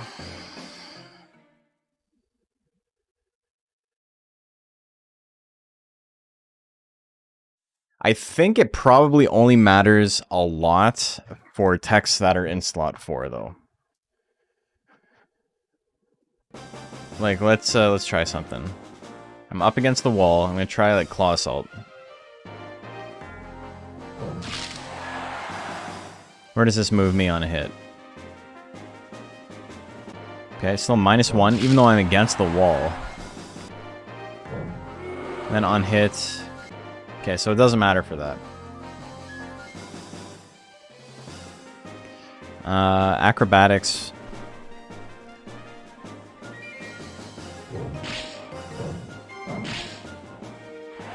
Does it still stay backwards? It does, okay. So I think it's only for slot 4 stuff. So I do testing that is valid enough from the walls. Okay, this may break if you're close to the wall. Yeah. So Hidden Sting moving to the front of slot 3 is not accurate, but I need to figure out how to...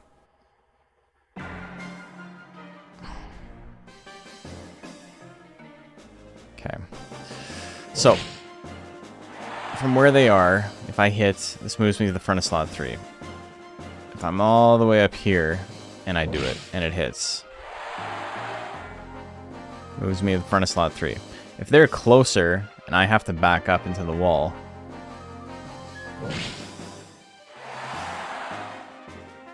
then it pushes me 2 slots forward, if I'm against the wall. And on a miss... It pushes me 2 slots forward. So, against the wall...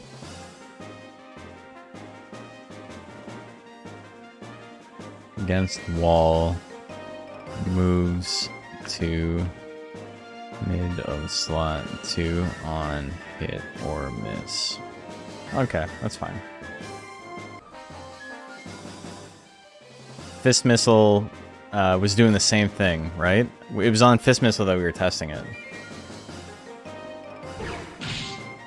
It was, like, essentially the same. On hit, it was 0. But then, if they move forward... I move as far... Okay, so that's as far back as I can go. Huh. So I think Claw Assault on hit is 0. And on miss.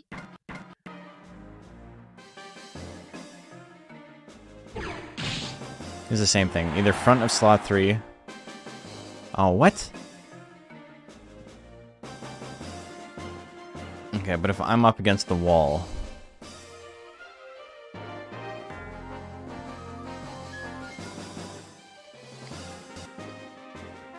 And this hits.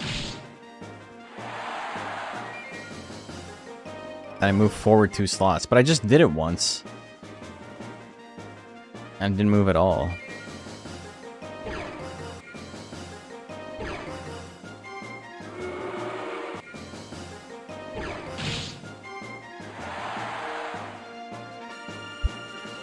That's so funny, man. Okay,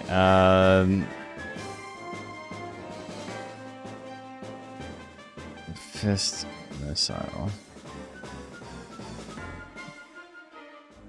Front of slot 3, front of slot 3. Against wall, moves mid of slot 2. No. 0 on hit, and mid of slot 2 on miss. Oh, this is so strange, man. So much additional testing. Okay, so I'm up against the wall. Roll assault on a miss puts me where? Slot forward. And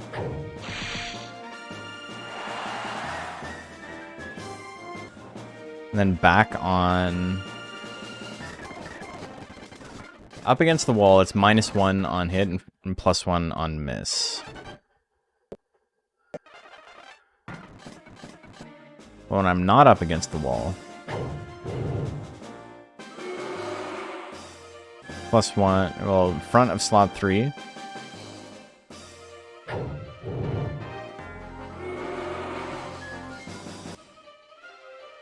Forward a little bit. I like how far forward 8 moves when that hits. Okay. Slightly back on hit.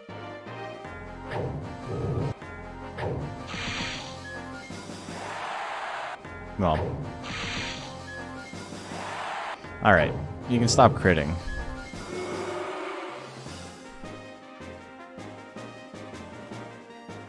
I guess I can put both to 100. I'm not really worried about power. About damage.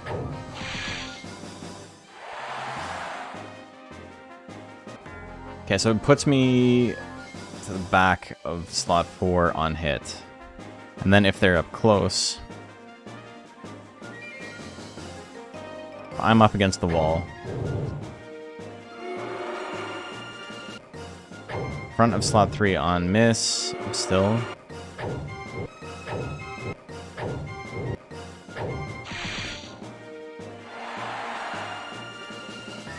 Yeah, just as far back as possible. Huh. Interesting.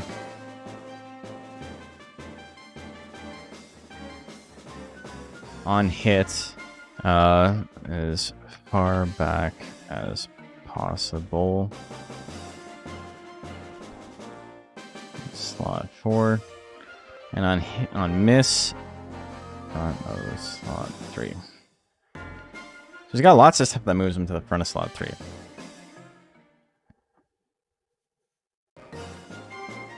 Javelin time. Okay, I'm up against the wall. Javelin on a miss. Brings me to the front of slot 3.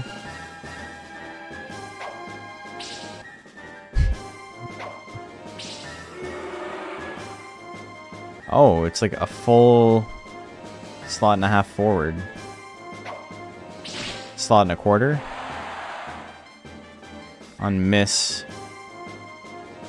On hit against the wall, it puts me basically to the back of slot 4. About 3/4 back. And on miss, if I can get it to miss.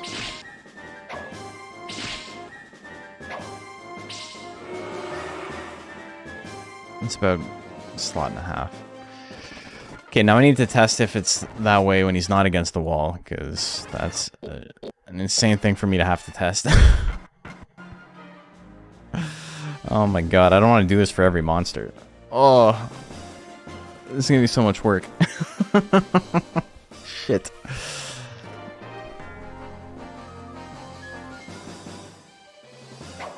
Okay, not up against the wall.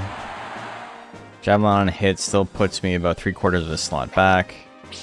And on a miss, puts me about a slot and a half forward. Okay.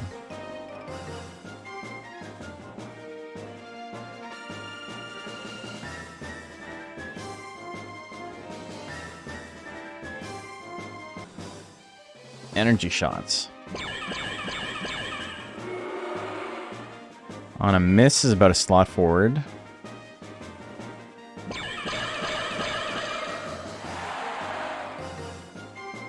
On hit brings me to the back of slot 4.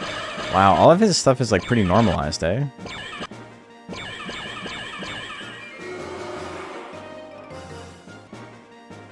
No, it's just the middle of slot 3. Middle of slot 3 on a hit. Or on a miss, rather. Energy shots.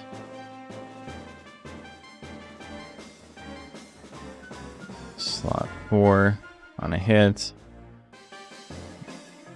Mid of slot 3. And then when I'm up against the wall,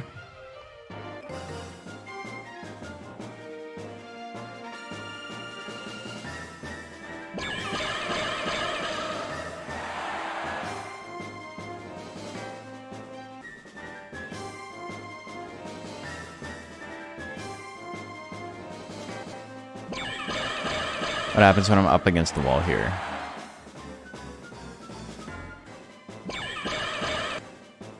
I need this to miss. Come on, man. Come on, monkey.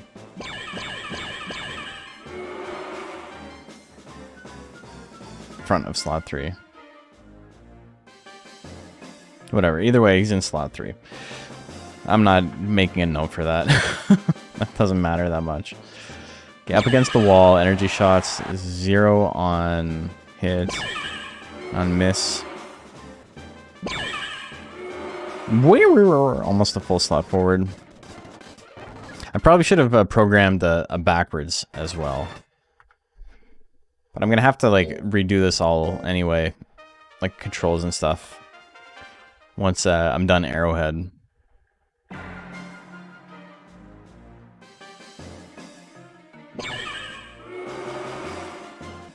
Zero on hit, full slot forward on miss.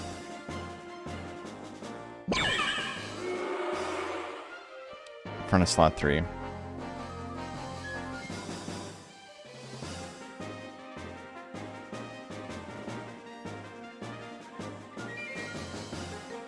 want to stress me out? What's up?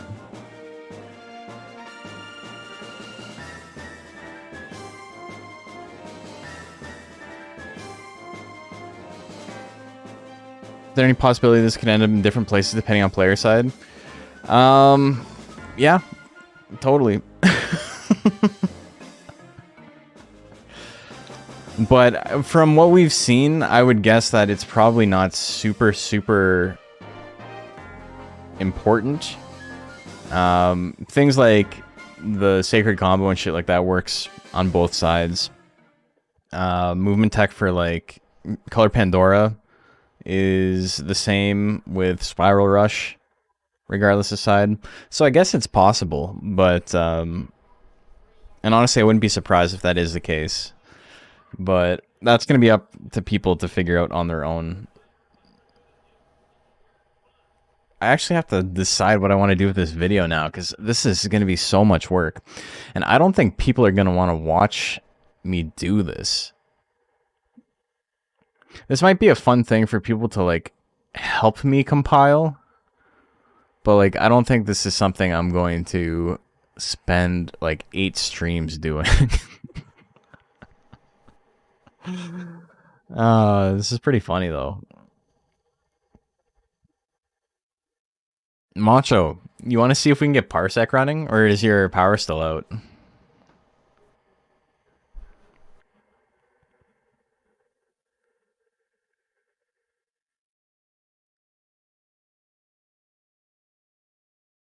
That's so funny. I didn't even think of that, but yeah, you're probably right though. There is some changes. I'm okay with shit just not being documented, right? Like, it's fine. But there's just a couple of... It's out till 11:30? Ah, rip. There's just a couple of monsters I want to try. You know what I might do? I might leave this. Well, 2 of them are fully done at this point. And what I might do is I'll just try different techs. And see if there's any interesting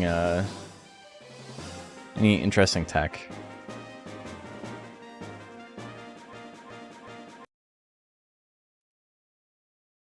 Should be down for tomorrow. Nice. Okay, gamepads, port 2.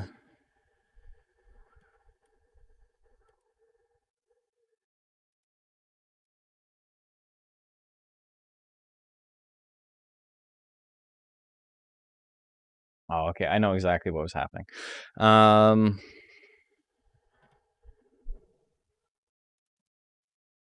But yeah, that's fine. And then what I can just do is I can just, you know, do quicker videos now. I guess I don't need to go super in-depth. We got 5 guys. Let's see which ones of them have interesting movement stuff.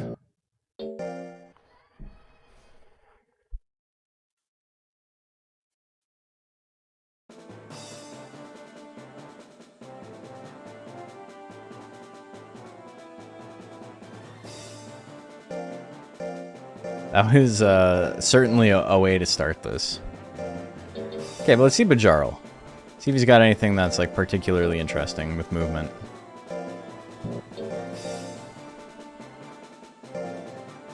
Shorts on certain text could be cool. Yeah, so I kind of wanted to do that. That might be an ongoing thing that like doesn't really line up with Combo Breaker, but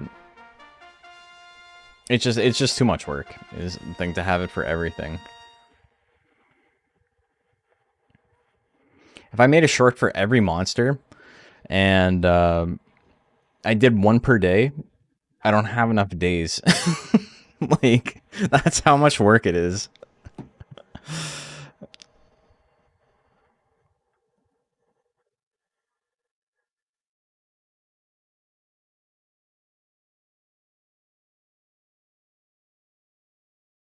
I really underestimated how burnt out I was going to be after the other video. Okay, hook is like a full slot back. On hit, it like goes nowhere, so you can swing it a second time. Got vigor. I mean, that's whatever. That's fine.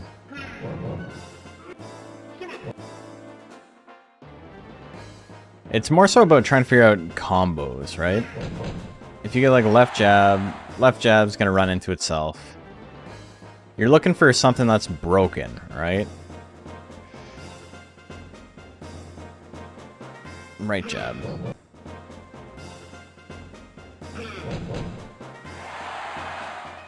Okay, so the basics are just basics. 1-2 uppercut. What do we got on 1-2 uppercut? Into slot 3. Do we have something that's like a little bit more accurate here? Magic punch. Mystic combo. That's pretty expensive. But 50% into 50%, you know, not the end of the world.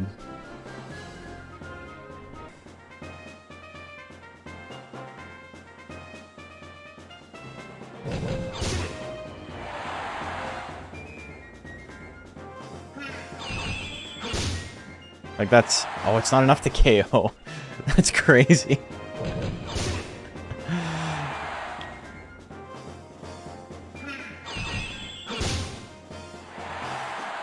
That's so funny. That's a lot of damage, though. So 1-2 uppercut into Mystic combo. I'm gonna take a look at this. Bajaro.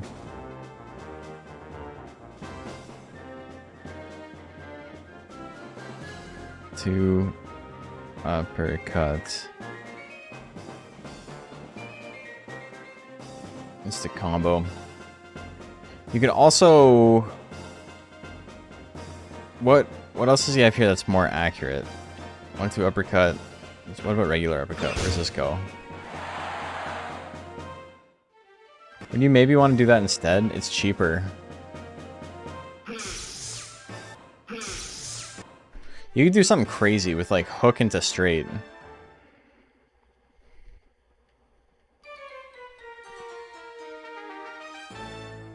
I don't know how I want to approach this, but like that not killing is like really rough. That's a lot of guts down.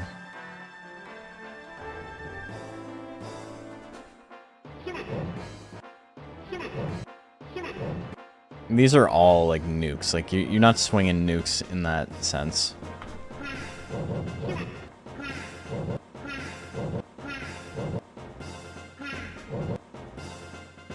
Test the pot move, surely that'll be good data, yeah. 1-2 hook into 1-2 smash. Okay, so you probably wouldn't lead with 1-2 hook. But 1-2 hook into Mystic Combo is gonna guarantee a kill. That's 69 guts though.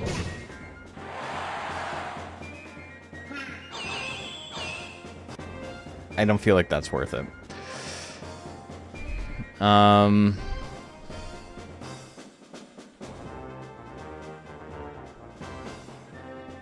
Mystic Combo into the... You got some interesting stuff here. It's a Bajaro beam. 80 guts combo. How much? You got a mixed attacker, baby? It doesn't... Oh my god. 80 guts to not kill. Oh, that's so funny. Okay, so he like doesn't have anything that's like particularly spooky. Though to be fair, 50% into 50%, you know, not great, but it's not the end of the world, and it's only what, 70 guts? This monster sucks. I mean, the thing is, you have so many options to just swing nukes, right?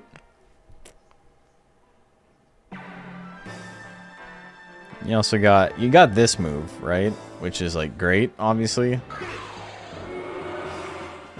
It's great.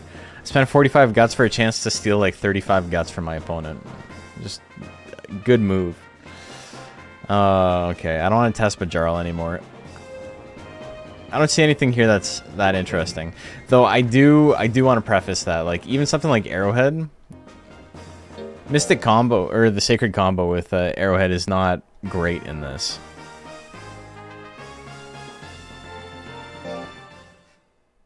Like, it works in DX a lot better than it does in vanilla. And I'll show you.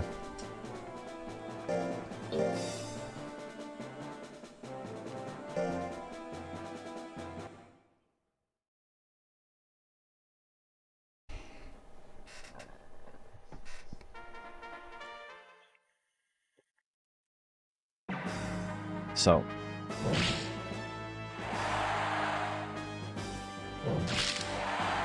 like, that's a good lead, but now you're down 50 guts. It's not a great opener in this format. It's not DX, you know? With a crit on one of them, maybe you go for it. I think if you crit the Hidden Sting, you would go for it. But otherwise, I think you'd just hang out. And then you'd swing it. And hope for a second crit.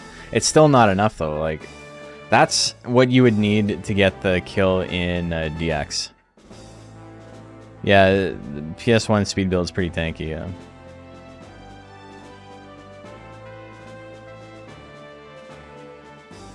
And being able to raise your power 999 makes everything, like, much more of a crapshoot. But that's still, like, something to keep in mind, right? Because it's 67% into a coin flip. And if you miss the Claw Assault, not a big deal. And if you crit it, you would instantly win. So, does the damage formula have a wider range in DX? Yeah, 999 I'm pretty sure is higher than the 950 in this game.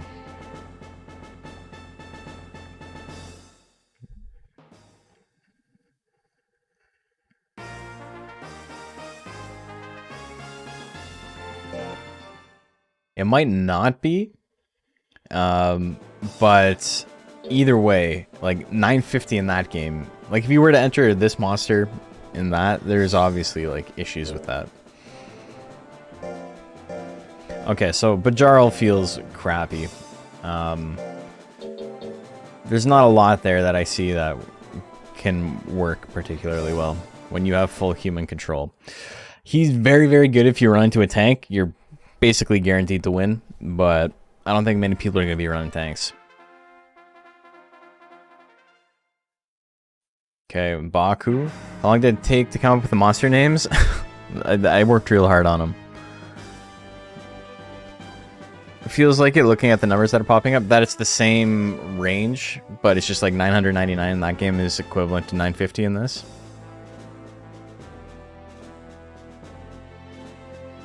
I don't remember Baku having much movement. 2 bites on hit.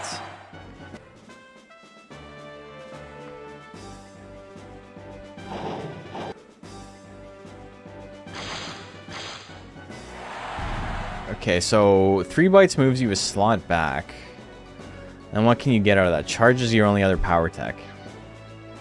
That's not a great combo. Not terrible.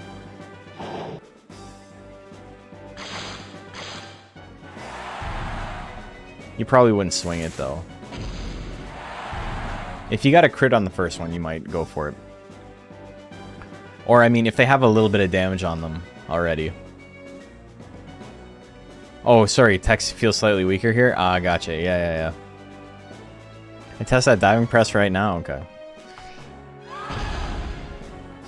It never misses, baby. 902 damage? I don't know, man. I think Baku might be a contender. I'm not gonna lie. I think Baku might be a pretty good PvP mon.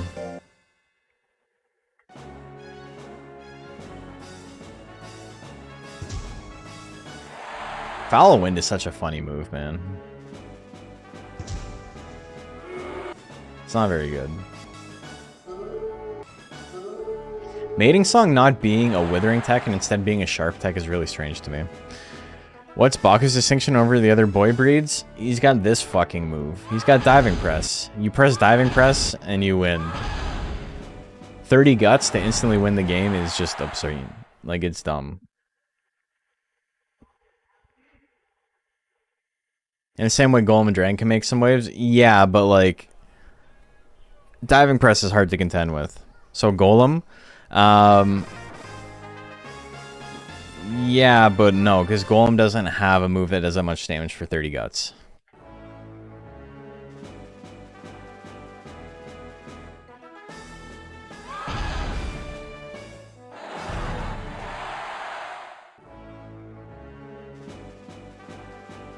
His own diving press? Right. Let's take a look at diving press real quick.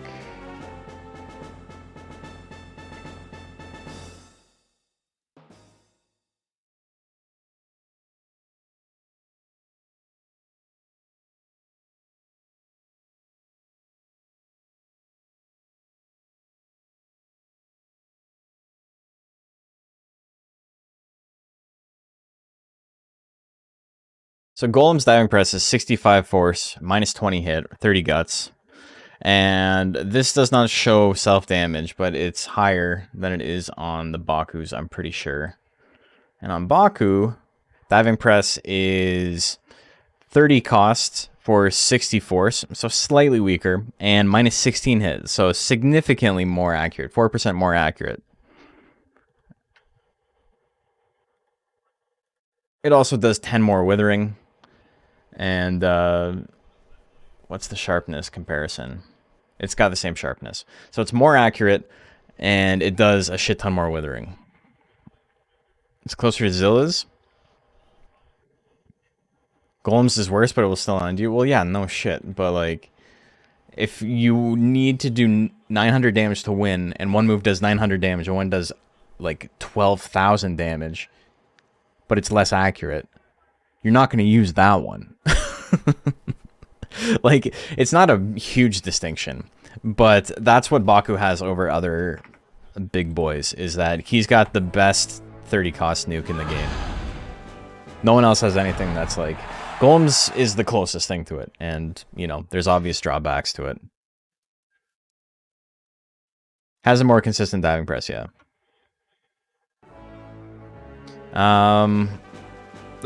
Honestly, that's the reason you'd use Baku. If you're playing competitive,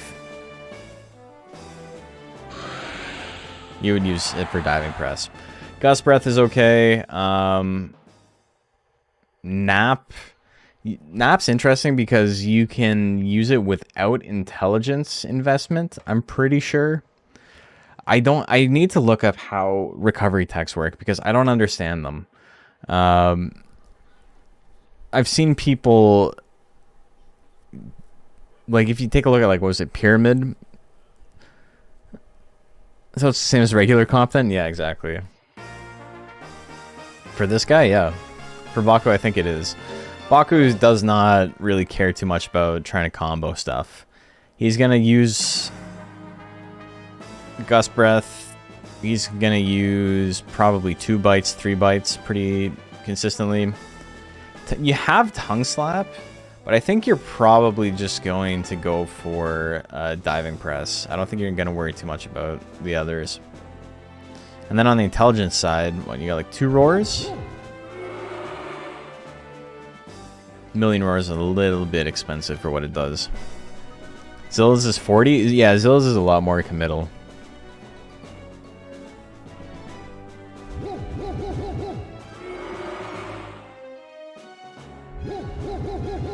It'd be cool if I could hit something, just to see what it looks like.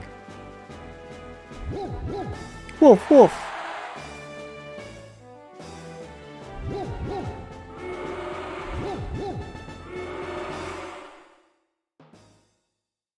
Intelligence Baku is interesting because it's like all sharp techs. It's 1, 2, 3, 4, 5 of his 7 intelligence techs are sharp techs. But yeah, for Baku, you're probably getting Diving Press. You can get some bites in there. Dog Breath aggressive, yeah. You don't worry about stuff like charge? Yeah, probably not. Okay, Beaklon's up next. Beaklon's got a lot of attacks. He's got a lot of stuff that's like much better in the hands of a human controller.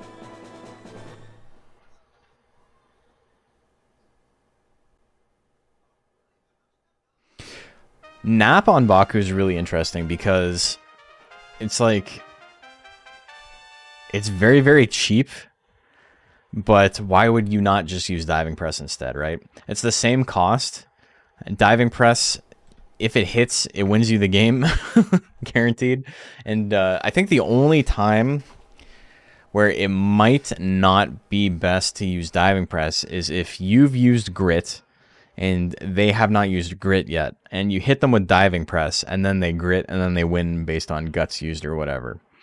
Or accuracy or whatever it happens to be.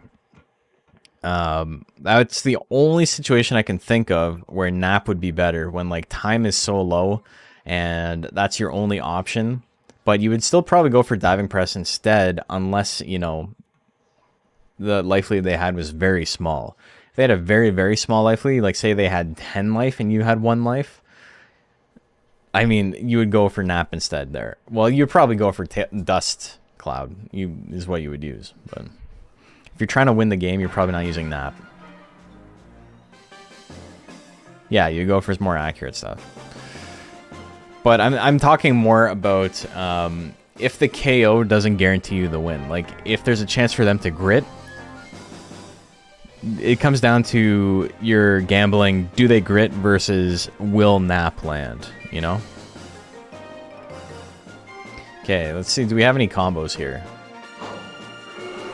Punch on a miss moves you back.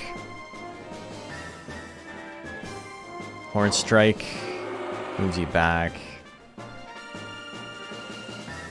Maximal Punch. Okay, it looks like all of his attacks in slot 1 on miss put you into slot 2.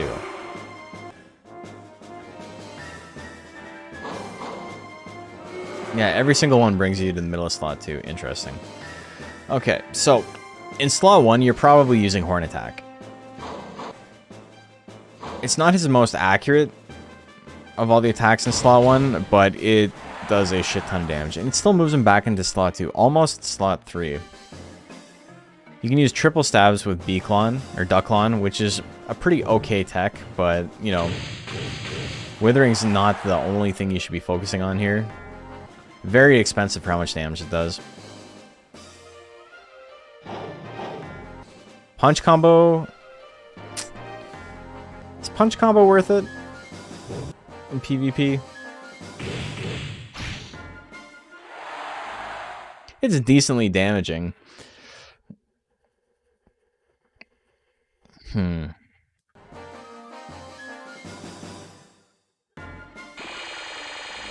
I love Spinning Horn, man. I wish Spinning Horn was a better tech, because it is so funny. Look at him go nuts. Look at the head. Yeah, oh, I hit it. Look at that. Minus 32 guts.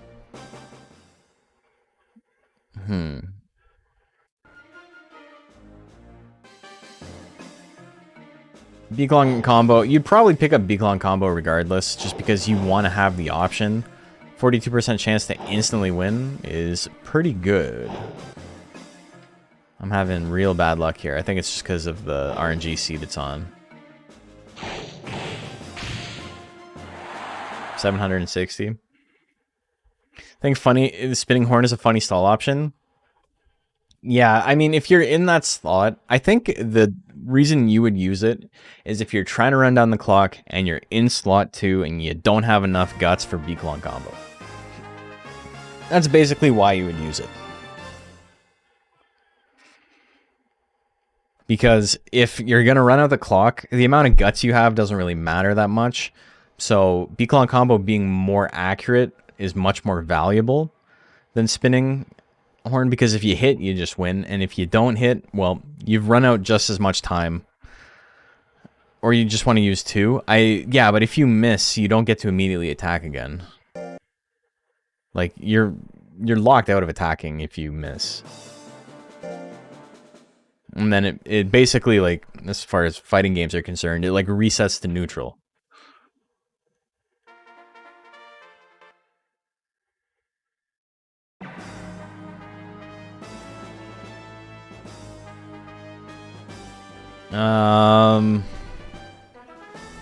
Horn Smash? Horn Smash is really good tech to end games, not great to open. But if you can get them down to, like, a quarter health... Now I got Vigor. Look how fast my boy is in the arena. Meow. Street Fighter 6 mechanics. Resetting to neutral isn't Street Fighter 6. You never reset to neutral in Street Fighter 6. You always can just go green mode and then you're not neutral anymore.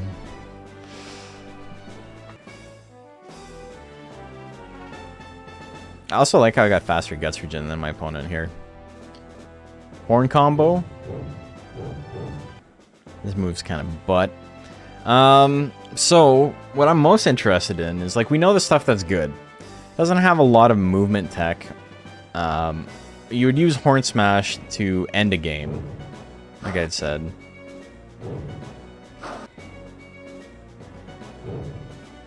Does Monster Rancher have a neutral? Yeah, at any point where both monsters have the same amount of guts and aren't attacking. Moves you into slot 4. I wonder, could you go into Rolling Bomb after that? What are we looking at damage-wise if you go for both of those?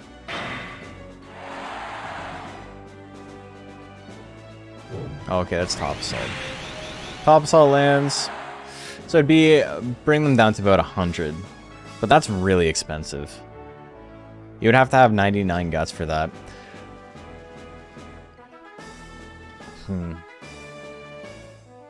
Thing is hideous. You're hideous.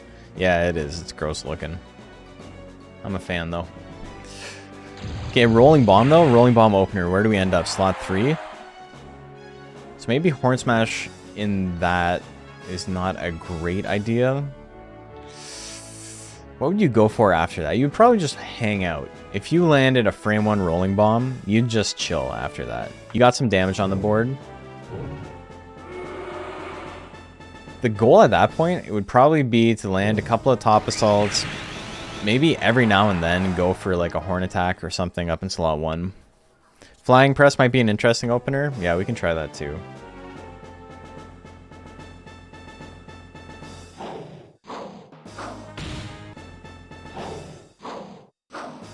The problem is how much... Holy fuck. The crit is so funny. Beaclon is just fast enough that he can afford to spend 30 guts off the rip and not be like too bothered by it. Beaclon looks like it's a big slow-mon, but it's got an exactly average guts rate. So all of these monsters like Ducklon and Sloth Beetle have, what is it, a 10? 11? 11 guts rate, I think? I think it's 11. So it's like, it's solid. It's above average. It's not incredible, but... if it crits, you win, which is nice. So I think Flying Press is probably a really good option if you are up like 2 games. Like Flying Combo in that game, in that vein, yeah. But Flying Combo is, what, the same cost? For the same use case, just on a monster with a significantly worse guts rate, right? Did I try triple stabs? Yeah, it kind of sucked.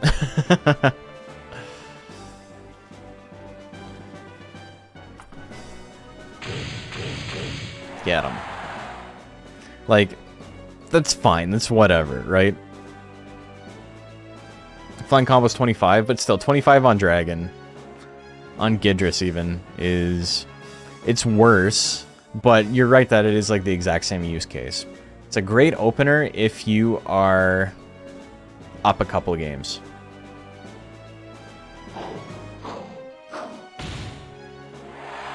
Because, yeah, that shit kills on a crit. Who needs Cyclone, you know?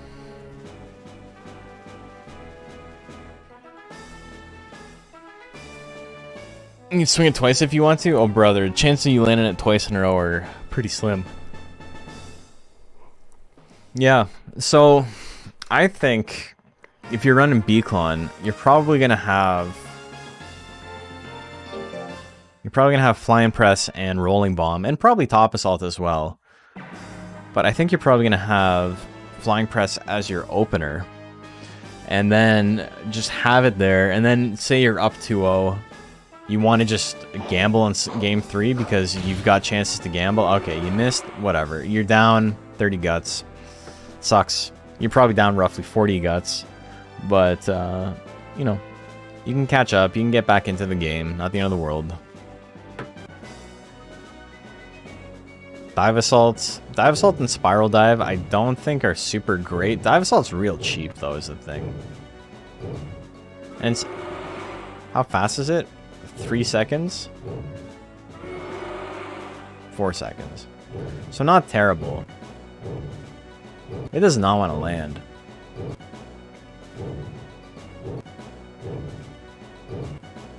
It's proving me right here.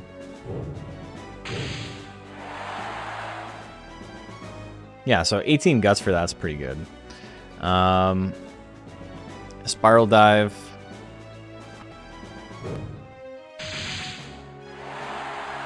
Not significantly more. Huh. For an additional 8% chance to hit over Flying Press, you would probably go for Flying Press. Like, if your goal is to just win, you just dodge it like 900 times, yeah. So yeah, Flying Press opener, not too bad. Chance to just end it. And if you lose, it's like, okay, fine, whatever. Try it again. Honestly, I would, if I was in a situation where I was up 2-0 with Beaclon, games 4 and games 5, I would be smashing the shit out of Flying Press on game open. And if it missed, I would play from behind and try to make a comeback and work around what my opponent is doing. But that would be my goal, is just to land that shit immediately. and then I get put in a pretty good spot where I can stop my opponent from going into their big moves. And if they want to attack me a million times with little attacks, so be it. I still have the lead, and then I can always go for like a heavy punch finisher or something like that. With something like Bajaro, I don't know what the fuck you do. It's so funny thinking about this, because I was playing some Guilty Gear today, and most of you know I play Bedman. Bedman's not a very good character. He's like functional now. He's better than he was. They buffed him a lot. But he has a lot of matchups that are just like, why would I ever play this matchup willingly? Like, it's just, it feels awful. And the other characters are just so much better and have so many more options. And, but I play the character because it's the one I have the most fun with. And then I think about Bajaro, and it's like, that's just fucking Bedman. What do? You just have worse options than everyone else. But Jarls pretty much take the risk, yeah. But there's other characters that have contingency plans on top of being ultra risky if they want to be. So, like, Arrowhead, I don't really need to go into detail. We already know what Arrowhead does. You know what you're going for. The Hidden Sting opener is maybe not great.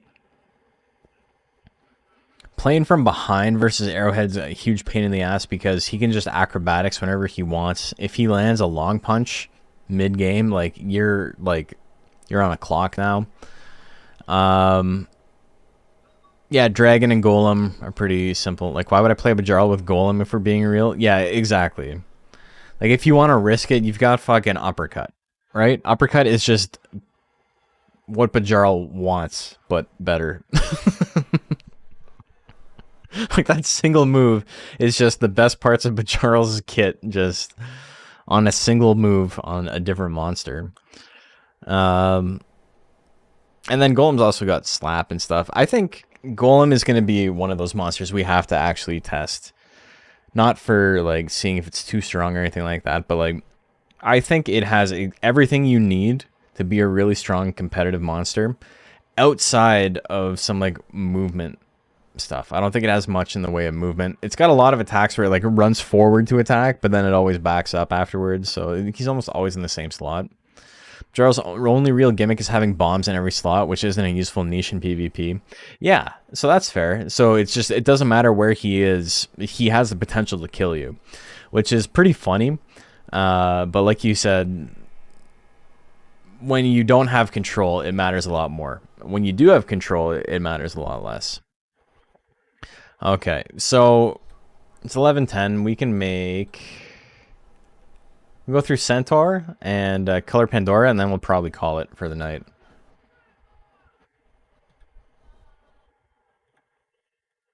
We'll do 2 more monsters.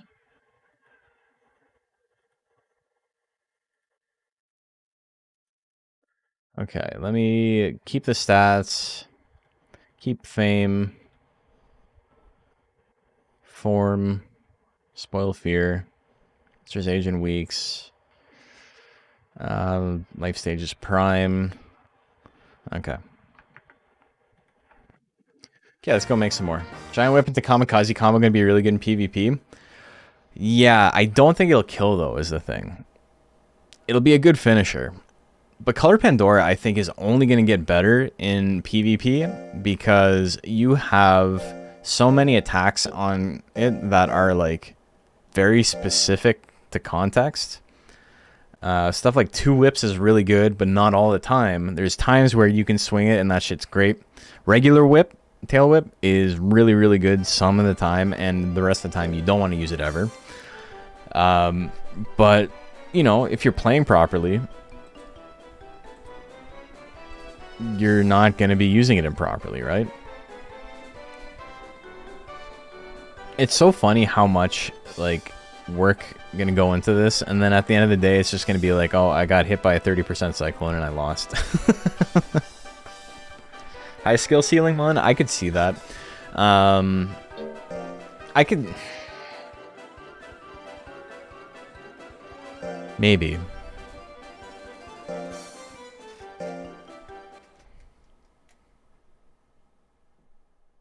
It's I don't know who's gonna have the highest skill ceiling.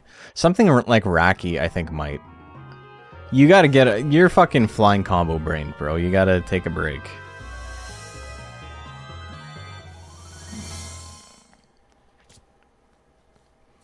You're all hopped up on flying combos.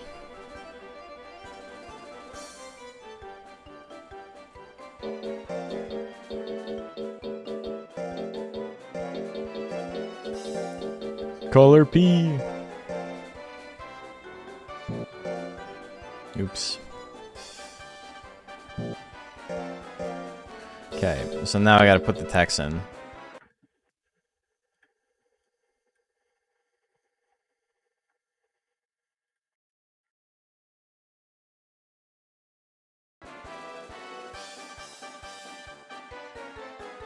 Flying combo hopium.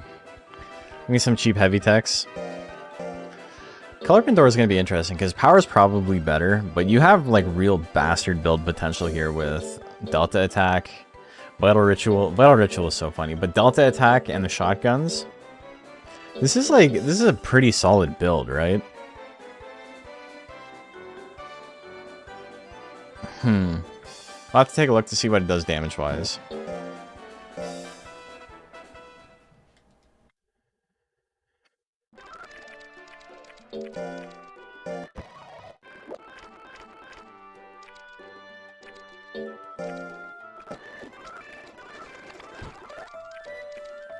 Trim 1 giant wheel meter drive seems real good. Maybe. Last second Vital Ritual to win would be so hype. Grand Finals. But Color Pandora, yeah, you've got movement with power techs, and you've got interesting gimmick stuff with intelligence techs.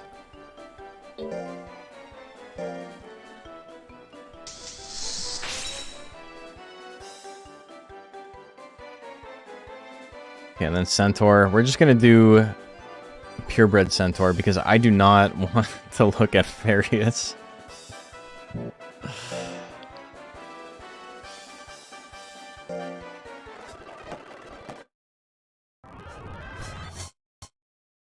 What?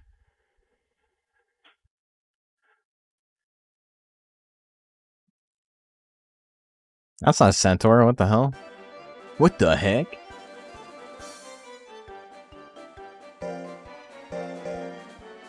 How about Celia's? Look, my classic Centaur.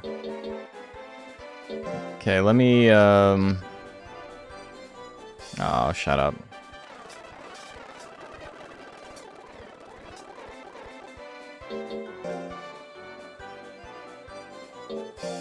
It's weird because it's like I don't have anything unlocked yet, so maybe it's stopping me, but it shouldn't. It should be okay if I unfreeze it. Or the game will crash. No, okay, it's fine.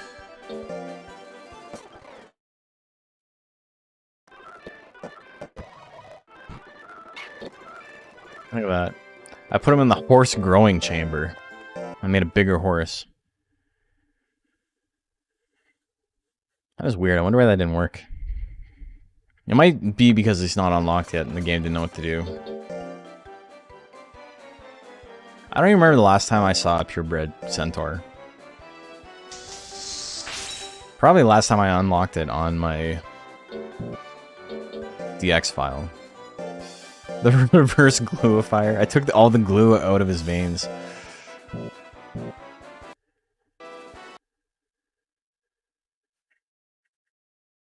Alright, we got 2 more monsters to take a look at here, and then we're going to call it for the night. Spending all that time on Arrowhead, you know, sometimes you work on something and it really brings into focus what matters in life. And what matters in my life is not doing that movement stuff. That's something we can figure out as a community. I started the process, someone else can help me finish it. Or we can do it off stream or whatever, but I think it's more fun to just talk about what the monsters can do.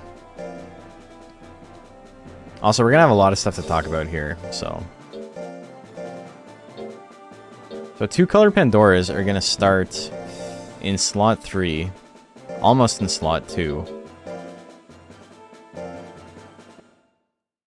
That's another thing that, you know, matters a lot more, I think, for AI versus AI. I don't think round start shit is super, super important. Yeah, see, they're almost in slot 2. Didn't think about doing the movement tech spreadsheet too, but got too busy with other stuff. Well, I started. This is one of the coolest techs in the game for movement. Spiral Rush on a miss. Look at that. Now I'm up in your face. And on a hit, we go back to where we were. I think Spiral Rush is a pretty sick move. I think if you're playing PvP, you gotta have Spiral Rush on your monster. Unless you've got intelligence, obviously.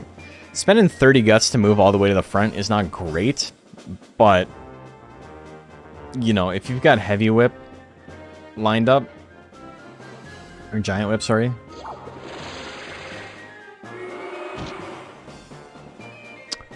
What? What?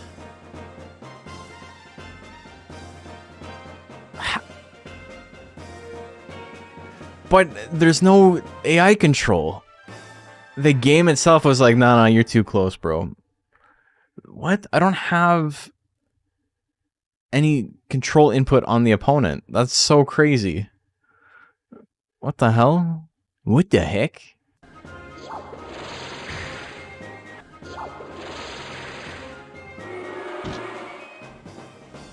So it's literally the game being like, these characters are too close together. It's deciding.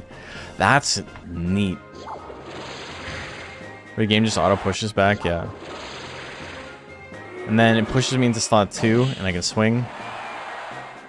But like being aware of that is kind of interesting.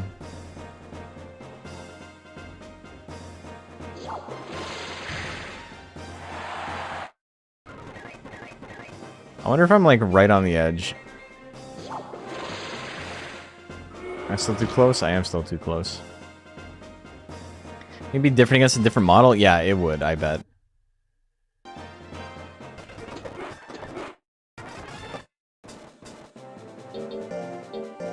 Let's try it against Bajaro. He's a skinny boy.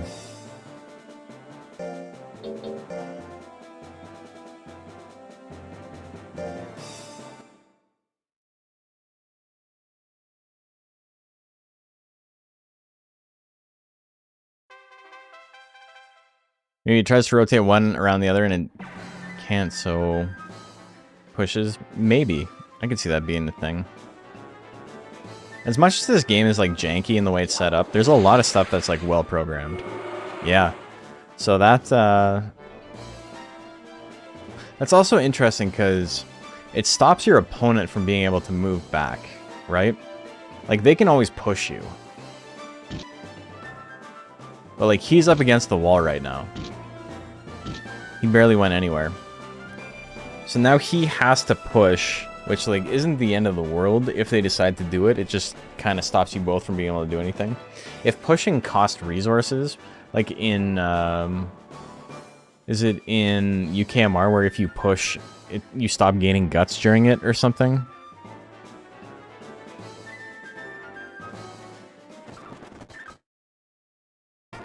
But yeah, that's like a known thing. Monsters have different like physical sizes within the arena that changes a lot about what you can do with them. But like, how much does Delta attack do on roughly equal guts? That's so fucked up for a move that's got 60% chance to hit. 65. If you have a guts lead with color Pandora on the intelligence side, you're laughing. But the power side is not, you know, much worse. You got Kamikaze and Giant Whip. Let's see what the combo does. That won't kill. No, I missed. Oh boy. No, I miss. Oh yeah, and then you would go into it. Okay, that's fucked up. That's so messed up. Oh boy, that's almost a hit confirm.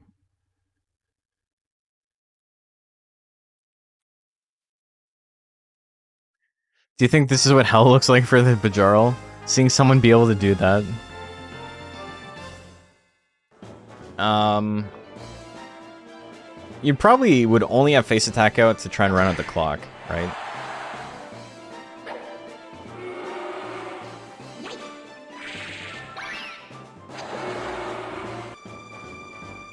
But in slot 2, you have times where 2 swings is pretty good. Like, this shit's so cheap. Good withering on it.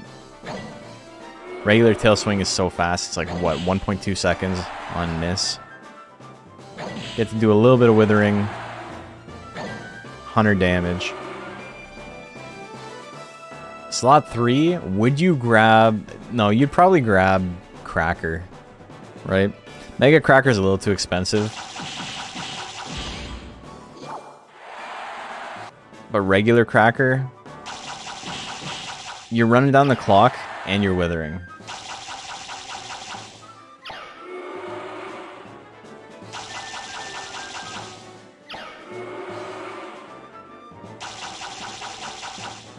I'm sure the Bajaro can attack in that little gap, but...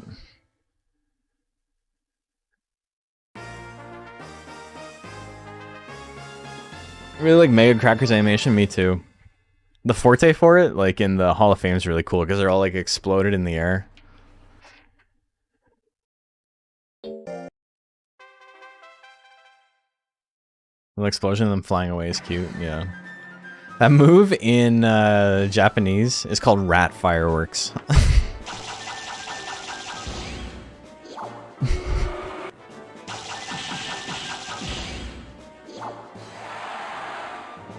But yeah, I don't think it's very good. Triple shot? Yipe. Triple shot's not bad. It's just the animation's a little long for what it does. Kinda like that name better, me too. Get him with the shotgun. Shoddy. Regular shotgun's kind of okay, but the mega shotgun's actually real sick. And then, yeah, we took a look at Vital Ritual and Delta Attack. I think if you're up or you're just around 99 guts, swinging 2 swings is probably what you want to do. A little bit of damage here and there. And then Giant Whip, if you're behind.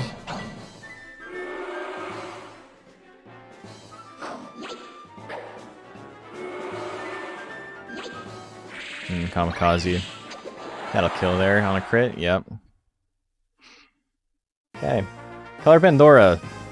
Probably going to be very good. Spiral Rush just to get in, and, you know, if they... Because your goal is to use those first 2 slots, right? That's kind of where you want to be.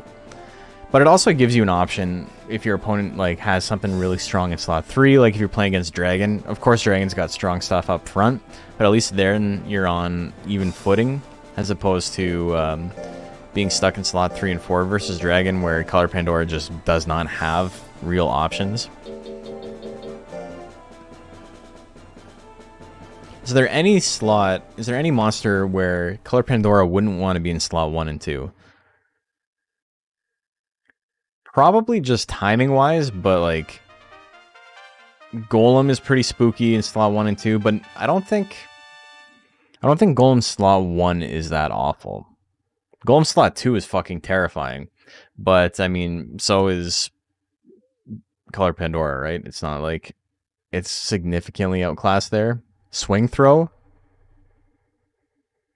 Yeah, if you have a lead, that seems like a really bad idea to go up there. He can uppercut you. He can. I mean, you can always Giant Whip him, right?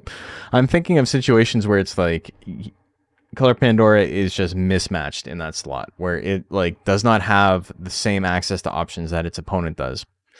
And I think Swing Throw is a good example of one where it's just like, I don't know. One of them's going to fall on the floor. Yeah, exactly. I think you'd probably get Spiral Rush. Would you get Meteor Drive? Maybe just for the sake of having it. And then, like, but the thing with Color Pandora, though, is that you're not going to be in slot 4 very often. You're going to have to push your opponent to get into slot 4. Racky Kicks? Oh, that could be spooky.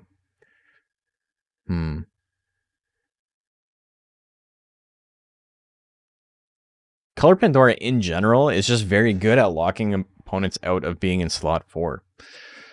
That's kind of a fascinating thing, right? Spiraling into a twister kick sounds awful. Yeah. But like think of something like Intelligence Racky, who wants to stay in like slots 3 and 4 for most of the game. You can just get up close and then you've kind of shut down your opponent. They can always push you back, sure, whatever, but you spent 30 guts to like take control of the match. Spiraling into slash combo. Again, like 30 guts for that is not great, but you would do it in situations where maybe your opponent has Cyclone Golem, right? I would, if I was down 2 games and my opponent had Cyclone Golem, I would be spiral rushing every single game 1. I would be mashing the shit out of that just to get in on a miss. And then, you know what? If I have to deal with a 30 guts deficit against Golem, so be it. I would much rather take, you know, the uppercut attempt, which is not going to kill me, but will get very close, as opposed to the Cyclone, which, you know, is a guaranteed kill.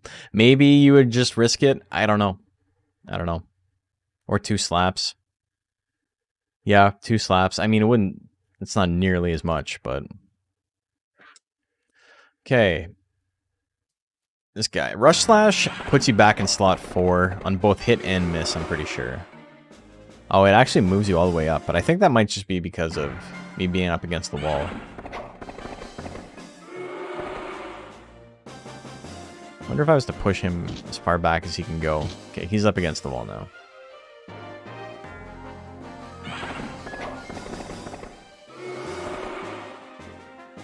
Yeah, so pushes you about a slot forward, roughly. But then on hit, does the same thing. Oh, it pushes you even further back. Interesting. Meteor Drive, not something you'd ever want to use for a movement tech. You're trying to win instantly with that. Meteor Drive is just Cyclone, but better in this format.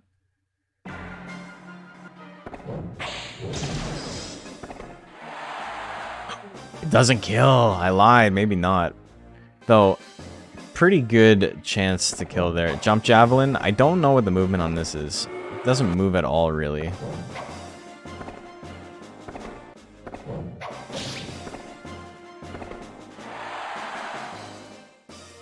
Wow, really long animation. Jump Javelin's an interesting tech because it looks cool and nobody gets it because it sucks. We're not even going to look at the intelligence techs, nobody cares. Death Thrust is very good, obviously.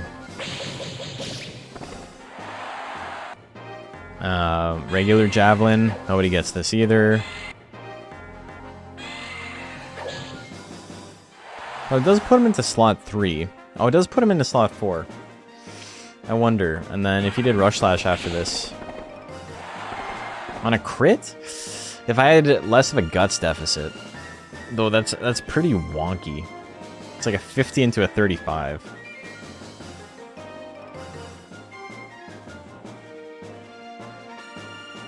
Mace Windu Erasure? Okay, but the move sucks. Turn Stab, pretty good for running out the clock, I think. It puts you into slot 3? No, it keeps you in slot 2. Can you do it twice in a row on hit? Triple Stabs is like what you want, but I think you would get Turn Stab as well. One, just because it's easier to actually get it than to avoid it. And 2, because having something that's like the same thing but slightly cheaper is pretty good occasionally. Would you ever get Cross Slash? Is there movement tech options out of Cross Slash? This is going to kill here, so I don't know why I'm testing it. Oh, it doesn't even kill. Okay. Puts you in a slot... I don't know. Probably not. I would probably pick up Turn Stab, just for the sake of it. And then slot 1, you're probably just spamming Smash, maybe Smash Combo.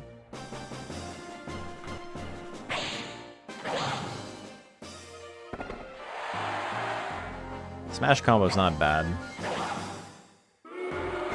Good for running out the clock. Rear leg kick, basic tech you can't get rid of, runs out the clock as well. Also fills in the slot too, which is nice for PvP. Yeah, you want to have something in every slot for sure. I think Centaur, if you're playing Centaur, and this is interesting because Goat is playing Centaur. He already sent me his build. I haven't really looked at it yet, but I think you're going to want to remember the order that these pop up in. Because triple stab is really good, has a lot of good use. Smash combo, real good, has a lot of good use. Regular smash, pretty solid as well. Stab throw, niche use as well. And so, you know, if you're in like triple stabs range or whatever, and your opponent is running a tank, being able to go to stab throw real quick is, you know, knowing how many presses it takes just to get there as fast as possible.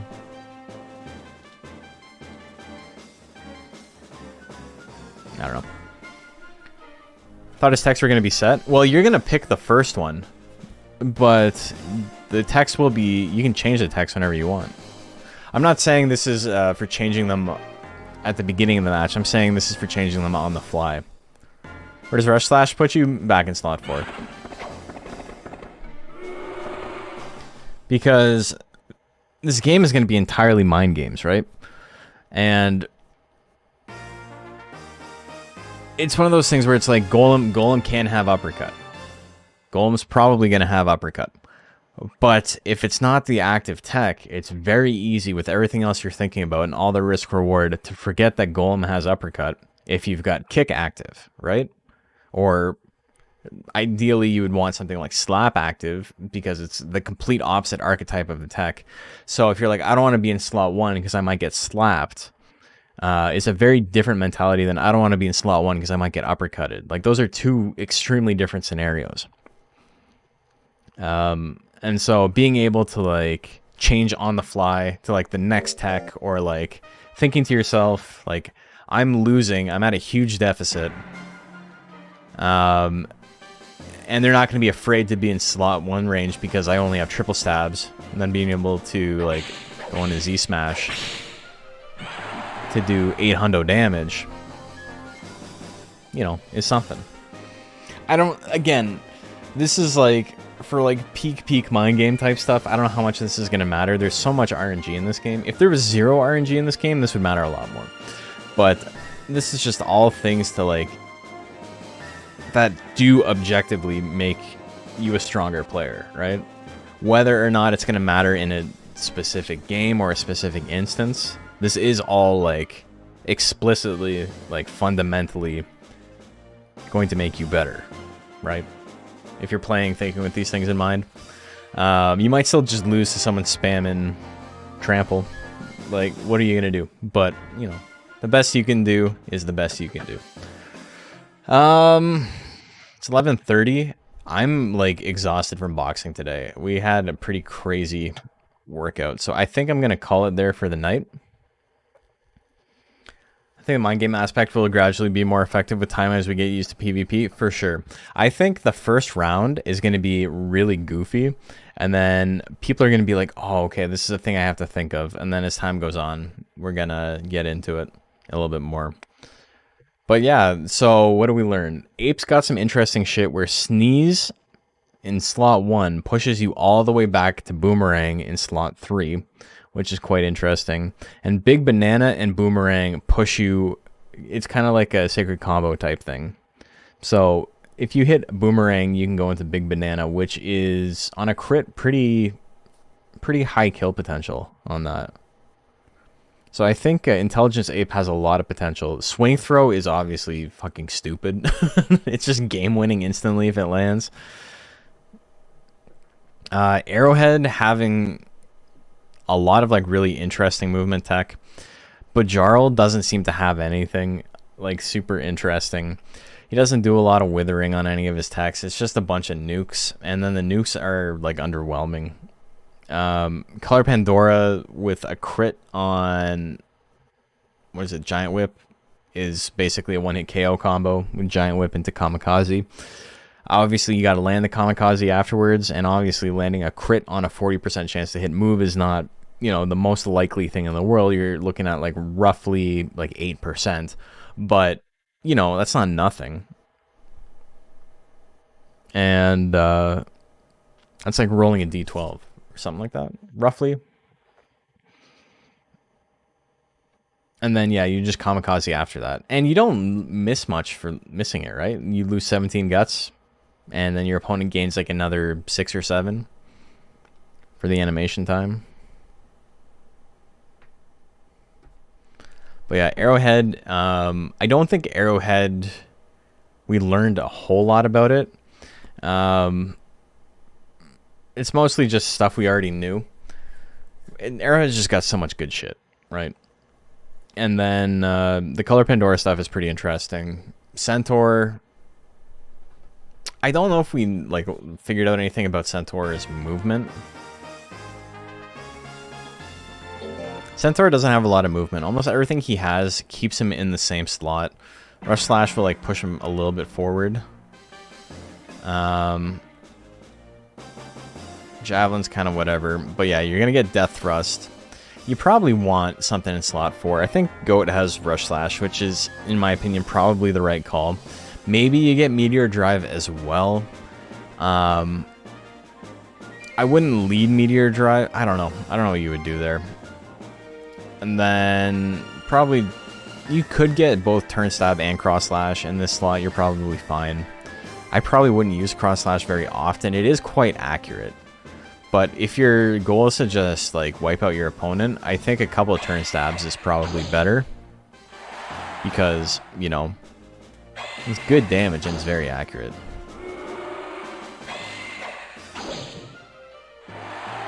Turn Stab's what, like plus 18 or something? And then, yeah, in slot 1, you've got a million options. No real movement tech on Centaur, though.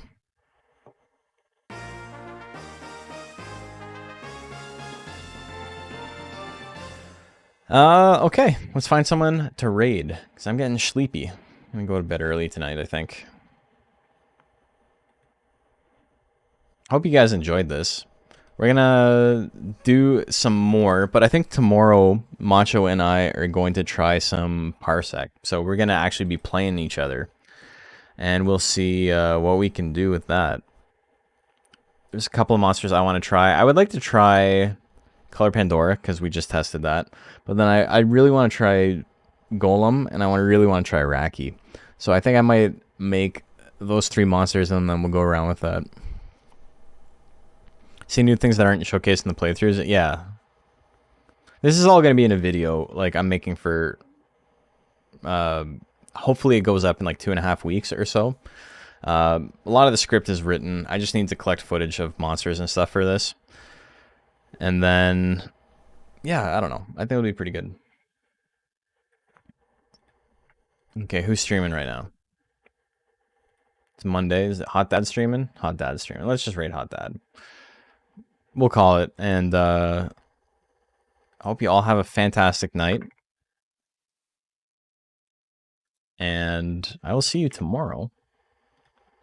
Let's go say hi. Follow through on the raid. You get free channel points for raiding. But yeah, I hope you guys are into this. Tomorrow will be a lot more like hands-on with like actually physically testing, and me and Macho will build a bunch of stuff and we'll be like, hey, like, what about this or whatever. But yeah, and then after that, I think we will probably open it up to other people, but I'm probably going to have to make a channel in the Discord so we can discuss all of that fun stuff while people are like, because Parsec takes a little bit to set up, so I would like everyone to be at least a little bit on board with like how it works. It doesn't require much on your side. It's almost all on my side. But even then, nobody wants to watch a ton of downtime. I'm going to go get some sleep. I'll see you guys later. I'm rambling. Hope you all had a fantastic time.